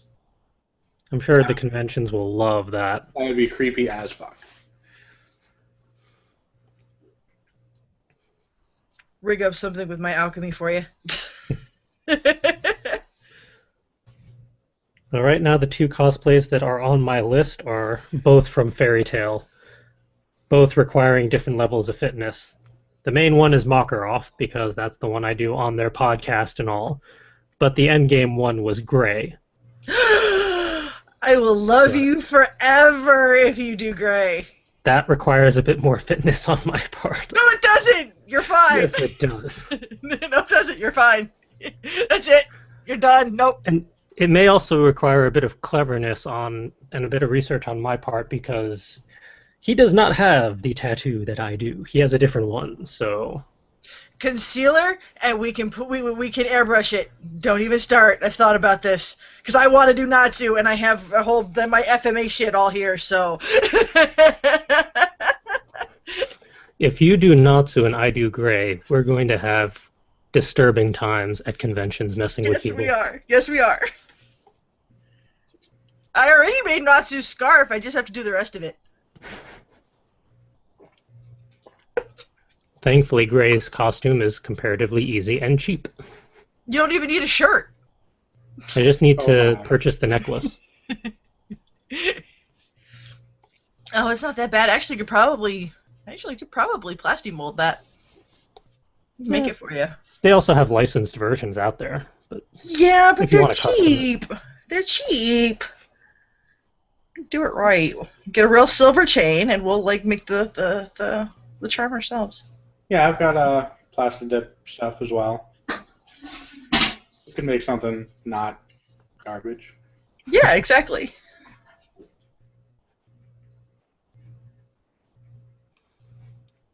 Get some of the acrylic and get silver paint and I was can thinking of just melting down some silver. getting a hold of that much silver to melt down is going to be hard. It might have to be a mix of tin and silver. Do those mix? Anyways. You might have to use we'll aluminum or find something. out. But yeah, Natsu is like my end game. Because I can't run around without a shirt on. And I shouldn't. That's debatable. At least if it's Kineticon, it won't be freezing. Yeah. Then you're not as dumb as me to go running around in the middle of July with a big wool coat on. Dying. Well, that was our steampunk stuff last time round we did it. All those layers. Walking across Hartford. Yeah, that was the year that was the last time I Yeah. did Ed, and I was walking across Hartford with like the t-shirt, the black jacket, the freaking big wool ash coat. Nope, not doing that again. Nope, not happening. But then again, Ed's not getting pulled back out again until I can grow my hair out. So I'm not using a wig again. I didn't like that at all. That is one thing I'll have to figure out for the Makarov cosplay, because different hair color. Regardless if you do the young version or not. Well, with your hair, you could probably do like I did with Hughes at Rhode Island. Just get some of the colored, like hairspray. Because white's easy. But you said, what color did you say he had for younger? I can't remember. Blonde. That would require a bleach job. That would require a wig. Yeah, probably. I'll do the buzz cut so I can wear the wig. Yeah, if you could avoid a wig cap, do it. Oh my god, it's annoying as hell. Someone in the comments suggested, what was it? Let me see. Alphonse for Justin. I do not want to make a 7-foot-tall suit of armor. But it would be appropriately sized. And it would help get you into shape. Yes, in that I would have to carry it around like. Well, if you do it with A lightweight foam, it's not actually that heavy. It's just bulky. No, I think you need to make a LARP level cosplay form. I mean, it actually has to be able to take a hit. Yes. Fuck. I'm fine with that. Make it heavier than he is. Fuck. I have to call in some other favors for that one. We could tap a bunch of aluminum plates that my company has in stock. Don't tell me that. We could tap some shapes with Don't tell me that. ball peen hammer. Don't tell me that. Maybe do some like corrosion, like trim, oxidize it in some certain areas. Don't tell me this. We could make it work. Don't tell me this. This is bad. Don't tell me this stuff. Because then I get ideas. And ideas are bad. Should we move on to the Muse food since we've already hit an hour and 40 minutes? I don't need to Yes. say anything, but yes, please. We can discuss cosplay off air. Or never. Oh, it's not that bad. Okay. Queue up that. You know what I really like about the show notes and the Muse food specifically? They fit. So I have widescreen monitor and I have the show notes on half of the screen. Okay. And the aspect ratio in Google Docs combined with using half the screen fits each page of the Muse food perfectly. Nice. I just wanted to say that. I don't know why. I've been drinking. That might have something to do with it. Well, that means that we get to choose which segments you get to do then. All right. I'll do any of them. I'm looking forward to the That's What She Said joke later on. Oh, God. I nominate Justin for the one-liners. I have to That's What She Said myself? Fine. Shall I do them now? Might as well. All right. And I'm not going to do That's What She Said. I'm going to let you guys decide which one is the That's What She Said joke. Welcome to the team. I'm on your side so long as the money keeps going into my bank account. There's my That's What She Said. Non-Euclidean geometry has no place in this company.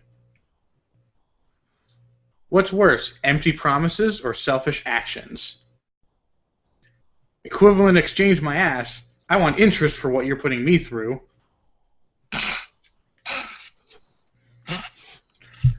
Oh my, if you change the order of that grammar, that makes a pretty decent one too.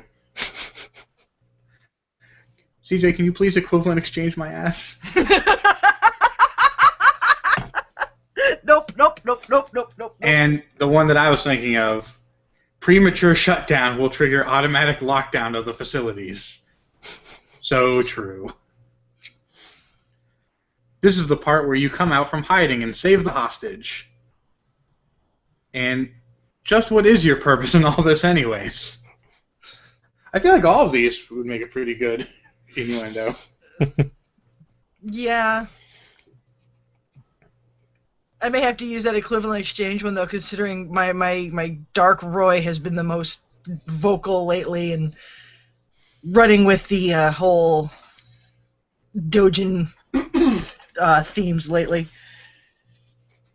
Because that one, I could have fun with that. I don't even remember the context of half of these when they were written. Some of them are from SCP, the game.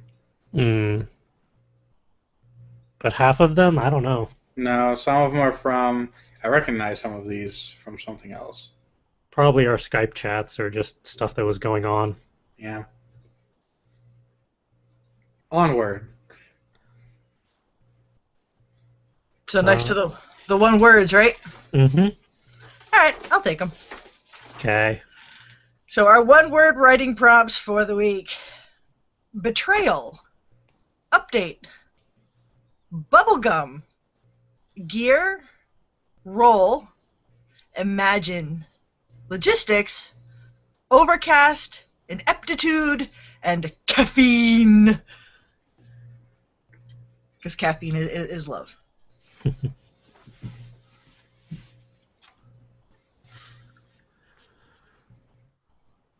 And does Will want to take on the story cubes by any chance? Sure. So the Rory story cubes this week appear to be an axe, a person raising his hand to ask a question or perhaps make a statement, a flower of the sunflower variety perhaps, a shooting star or falling star, either a sunrise or a sunset, depending on your preference, an abacus, a magnet, a home or house or a building similar to that, and a butterfly about to be captured in a net. And those are this week's story cubes.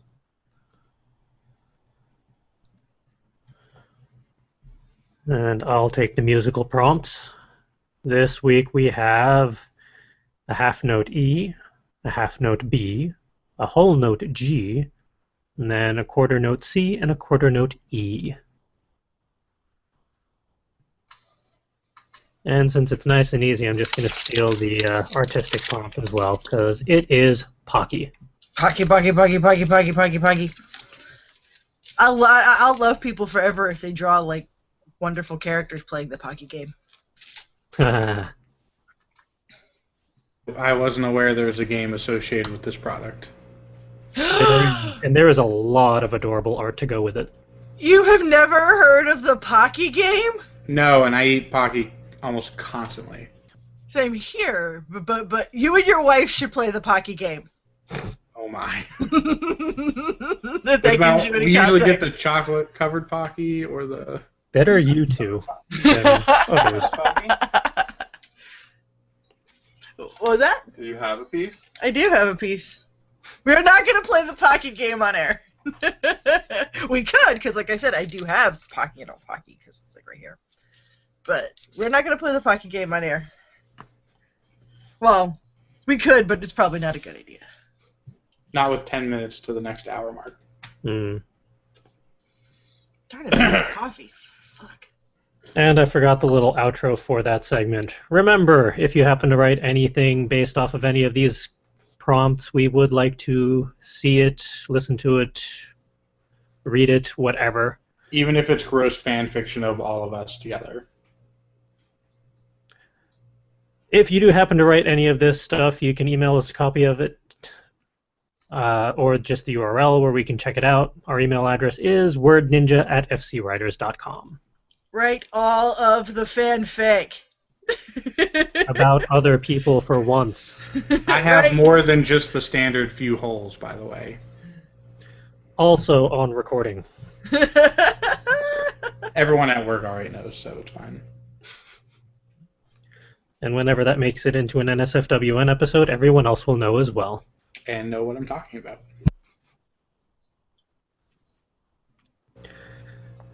Next segment up is events. We've finished the first one for the year. The next one up is technically Book Expo in May. We're still coordinating press logistics for that. Hopefully I will learn more about that in a month. Because press logistics are a little slow for conventions. Those are usually last to be sorted compared to attendees and vendors and all that stuff. So it is what it is. The next one we're actually vendoring at is, of course, Kineticon in July. We are confirmed as vendors. We're still coordinating press. And we're basically inconceivable. It's about as unofficial as it can get before they actually officially open vendor registration. So, looking forward to that one. One of the benefits of talking to RJ this weekend. Yes.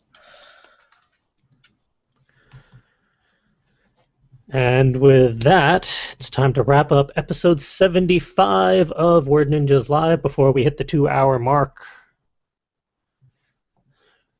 As always, if we entertained you in any way, shape, or form, please subscribe to our YouTube channel. If you're watching this, presumably you've already found us, which makes it nice and convenient. But if you are just listening to us, just search for Full Coverage Writers or Word Ninjas Live, and we will pop up. If you want to talk to us via social media, we're on Twitter at FCWordNinja. Bonus points if you use the hashtag WordNinjas.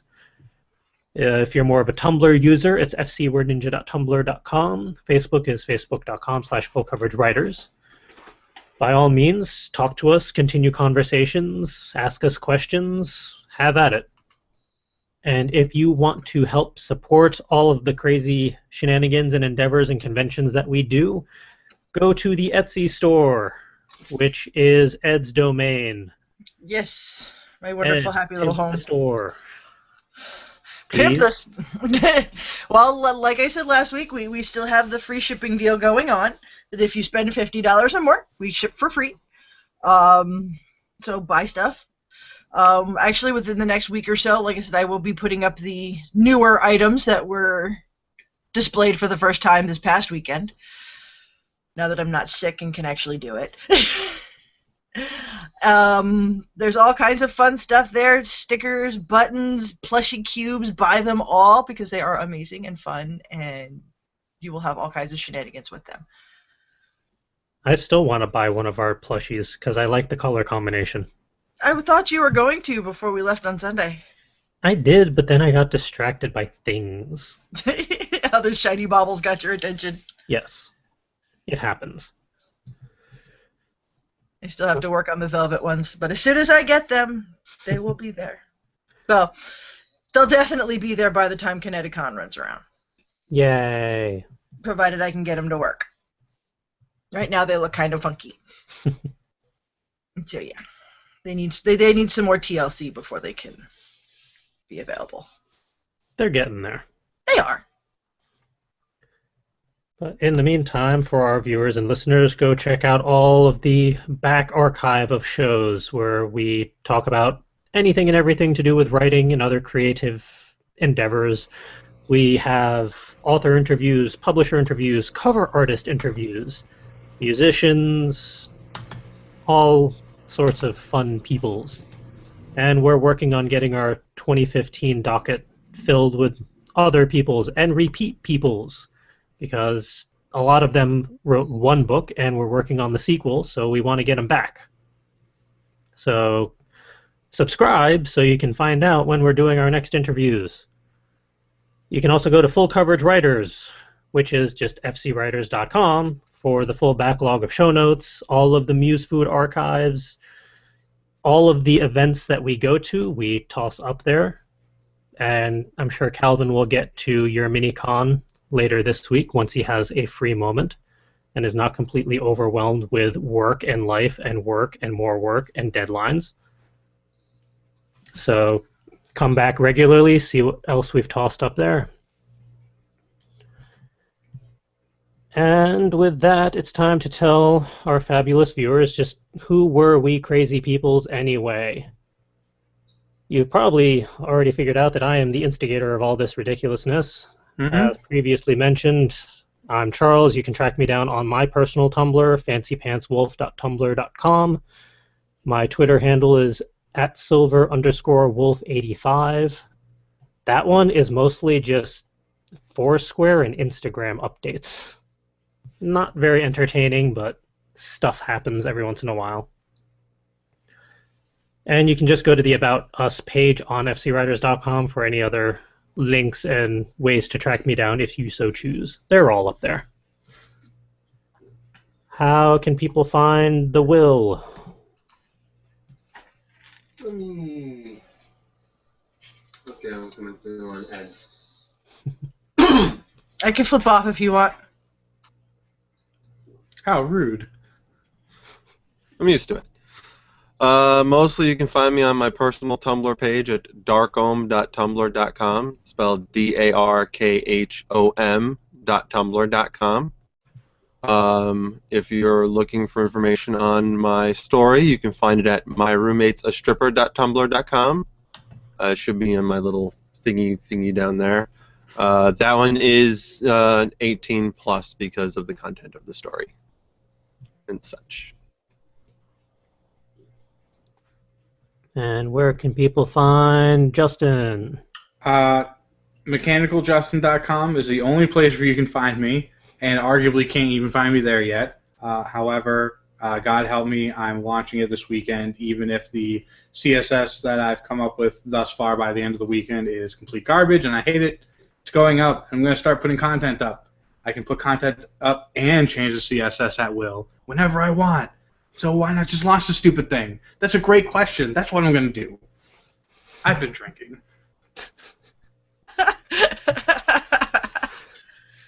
And where can people find Ed?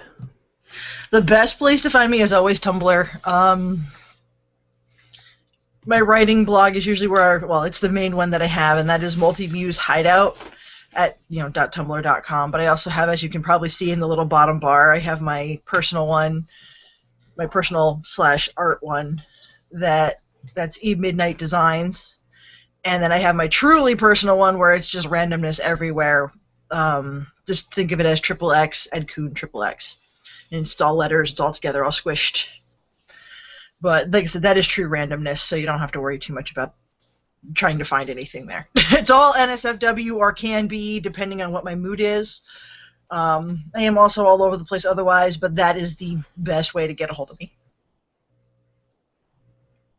All right, and with that, we are done with episode 75 of Word Ninjas Live. Thank you for joining us.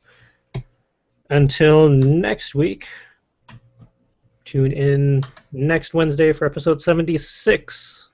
Who knows what sort of shenanigans we'll get up to then. Have a good night, everyone. Take care. Bye!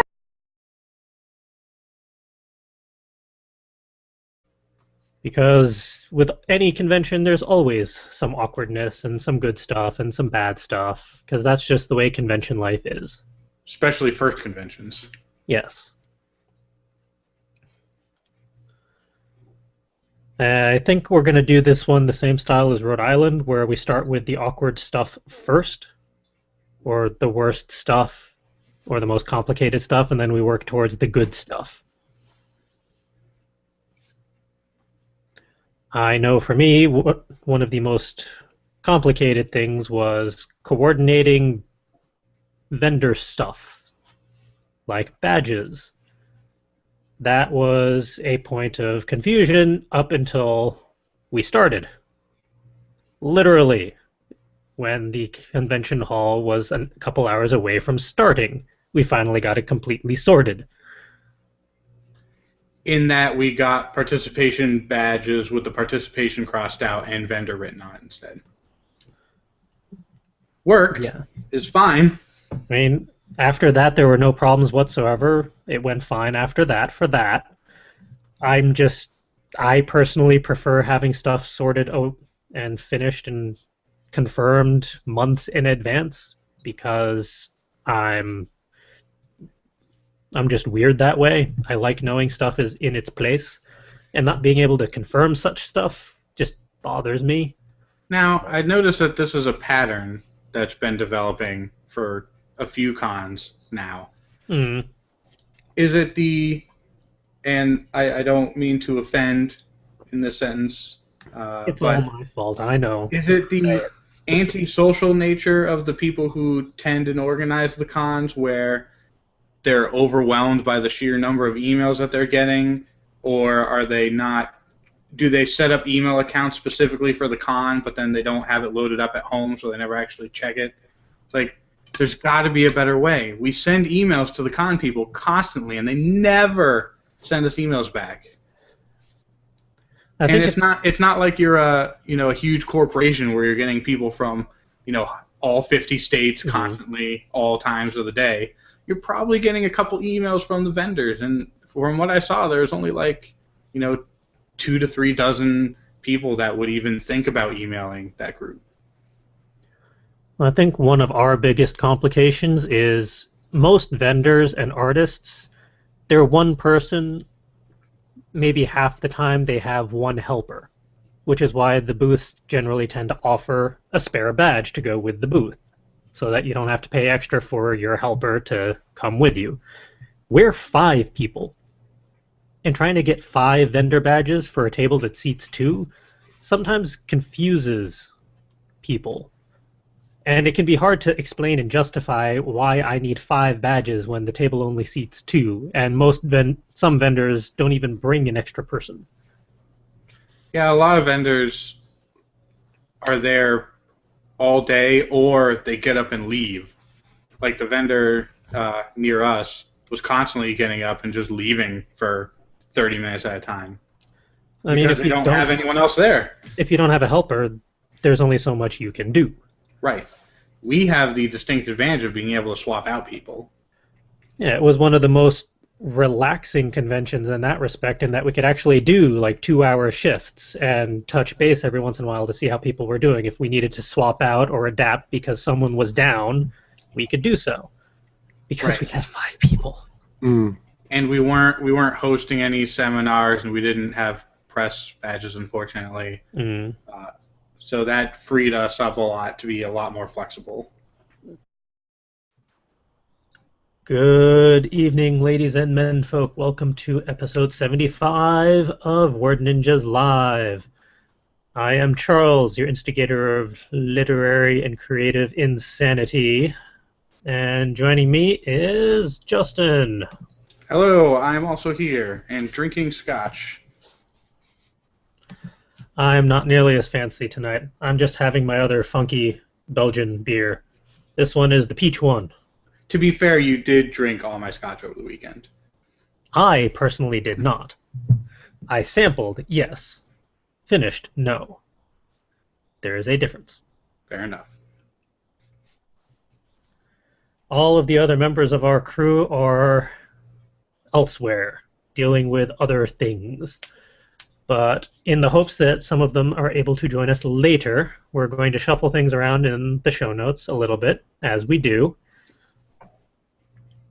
For those of you just listening, you shall never know, except for the fact that I just said it. Other than that, it will be a perfectly seamless experience for all listeners. As always. So hey, how about that first talking point for episode 75? The show notes over at FC Writers says it is how busy is too busy. Why we should take time for ourselves every once and a while. A lot of these talking points tend to be instigated by my own life. This is a perfect example of that. As I wrote in the show notes, between getting the convention plague, which normally doesn't happen for me, but this time I was not so lucky, and then trying to cram 80 hours of work into a week, I'm not really the happiest of campers right now. And trying to figure out how to rebalance and reprioritize that has been a little frustrating. But it needs to be done. So I'm curious how others, both our viewers and the other person on our show, I have opinions. fare on such activities. I fare quite poorly, generally. So I'm not the only one. No. It's funny that time management ends up for really productive people to be more of an expectation management than a time management. There's a lot of people that say, oh, you can always make time to go to the gym, or you can always make time to do X, Y, or Z. But for super busy and productive people, that's not actually true. Do they understand temporal mechanics and how little control we actually have over temporal mechanics? Well, I think a lot of people have 9-to-5 jobs, and then when they get home, they don't do anything. But for those of us that either have more than just the full-time job or hobbies that take up a dozen or more hours per week. Right, or trying to start up another business. It becomes in quite the exercise. Yeah. So, how busy is too busy? Well, my litmus test for that is how much sleep am I getting? I usually have a hard out, and I have a hard out in that I set an alarm that tells me to go to bed at a certain time every day. And that means computers off, no looking at bright iridescent rectangles, and actually going to bed. I used to listen to podcasts when I got into the bed, but then I realized that that's not great because my brain is focusing too much on what's going on in the podcast. I think lyricless music might be a better choice, but I hate to keep that running constantly. So either way, I think then it's time to talk. But if it's under control and handled, then yeah, it's your life. Yeah. I have great potential and genetic traits that would put me into the alcoholism category, but from years of parental training, I have learned to avoid being that person. And I've told the rock bottom story on the podcast in the past with sleeping naked in poison ivy. Yeah, I would not suggest trying that one again. No.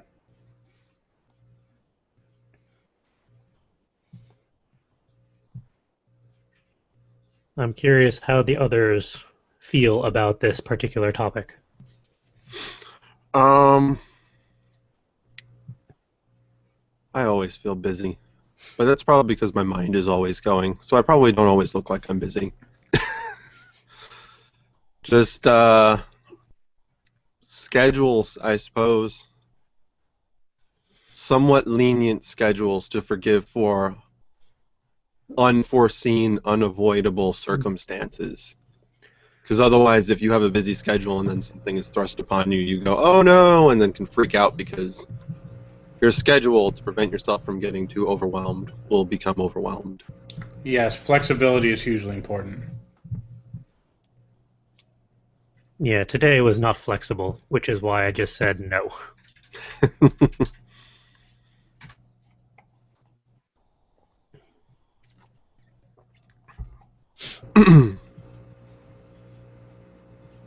I know Ed is always dealing with busy. Oh yeah. It wouldn't surprise me if Ed is productive even when he's sleeping. My brain is. Don't even get me started on sleeping thoughts.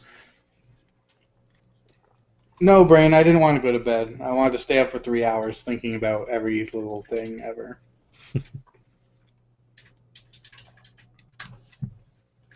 I was looking at pictures of like a rural Russia.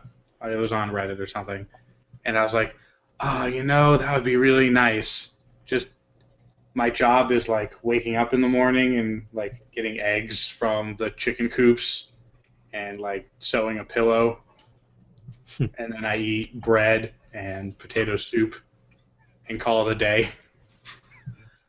That sounds kind of nice sometimes. I won't have an iPod or an Android phone, but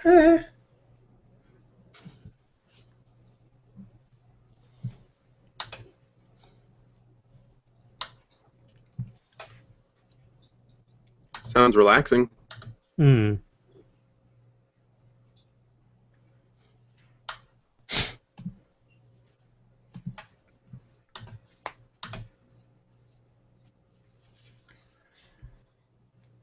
Shall we move on to the main event topic, CJ?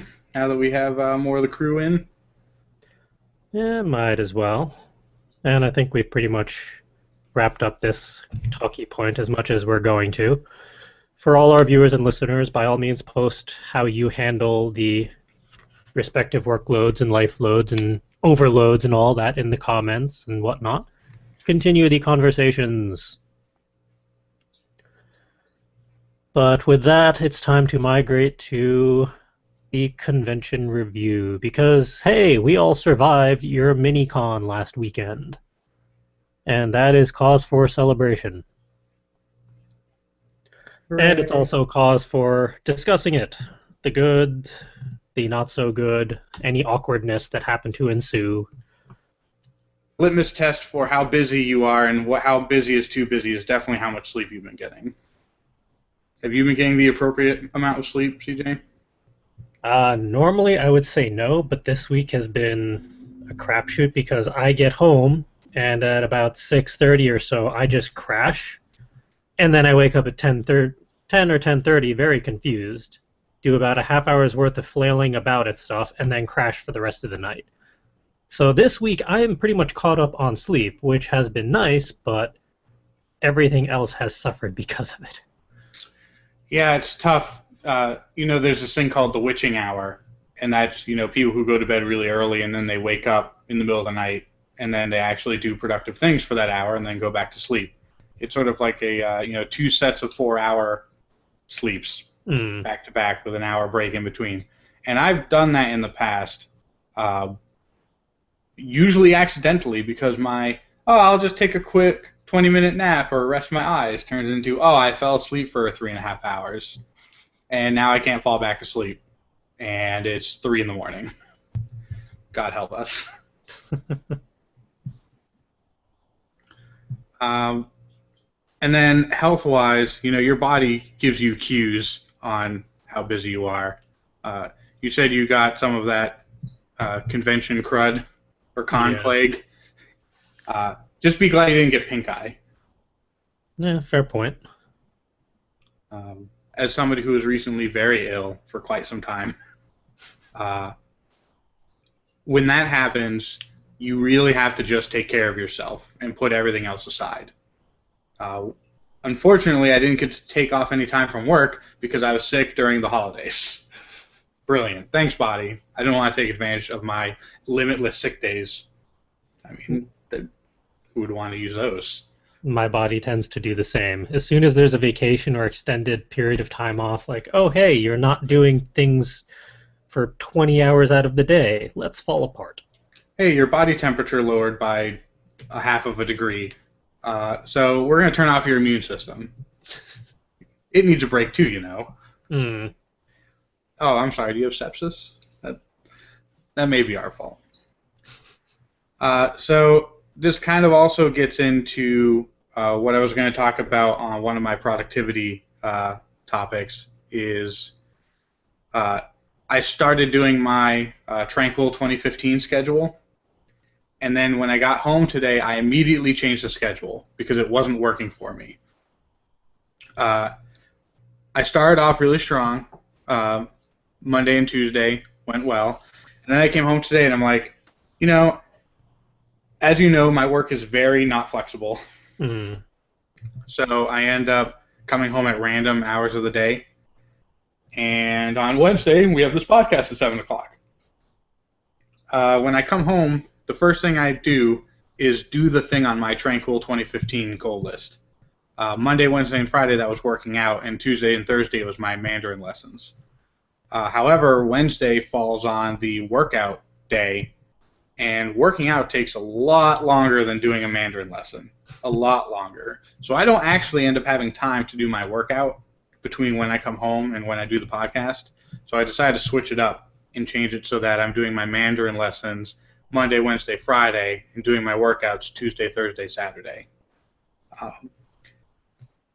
So yeah, when you're busy, you have to be extremely flexible, and you have to give yourself a hard out time-wise, and you're just not going to get to everything. You know, come up with your priority list for that day, things that absolutely have to get done, and things that can wait until tomorrow, and just do them in order until it's bedtime.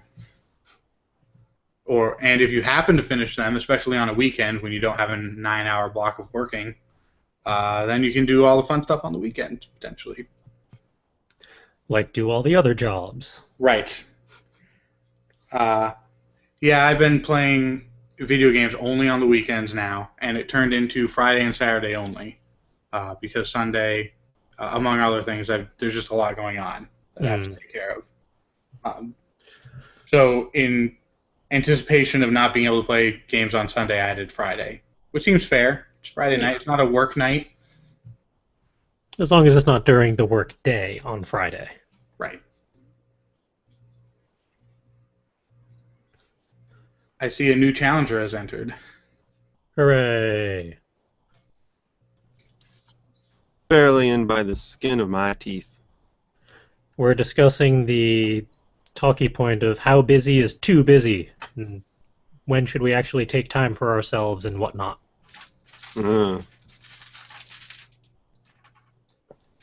Because we never overwork ourselves. Not ever.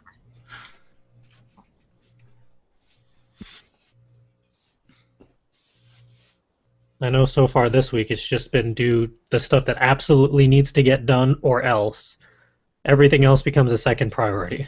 If it can get done, fantastic. If not, I'm just not going to worry about it. Because I know my body can only do so much sometimes. Yeah, and there's things that you can do while you're in rest mode that don't... You know, what I try to do is I try to balance out high energy and low energy tasks so that I kind of get a break, either a mental break or a physical break, depending on what my day looks like. So I would recommend that to people as well. You know, don't do all of your heavy lifting one day and then all your typing out on a blog the other day, because one is physically exhausting and one is mentally exhausting. It's better to switch them up so you can have breaks in between.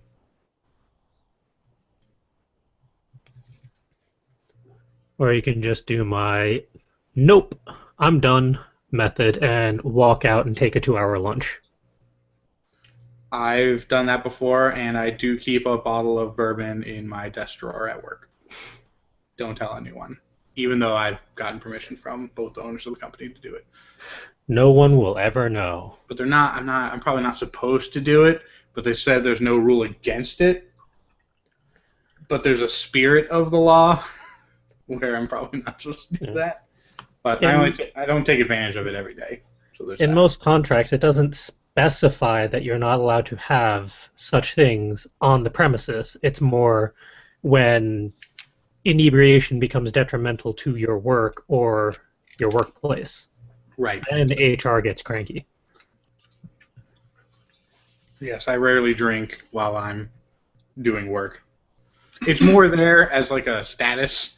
Like I'm the big cheese now at work, so I feel like I need to Mad Men it and keep a bottle of bourbon in my desk. And of course, if the work that is being done is for full coverage writers or Inspire the Muse, then all bets are off. Right, and then I'm just constantly drinking. Or foisting your alcohols upon us. Right. Am I an alcoholic? No. Do I enjoy alcohol a hell of a lot? Yes. Alcoholics go to meetings. Right, exactly. don't. That's the only difference.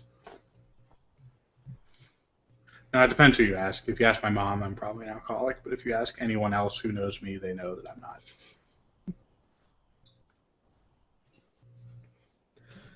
I figure when it becomes detrimental to your life and work and all that stuff,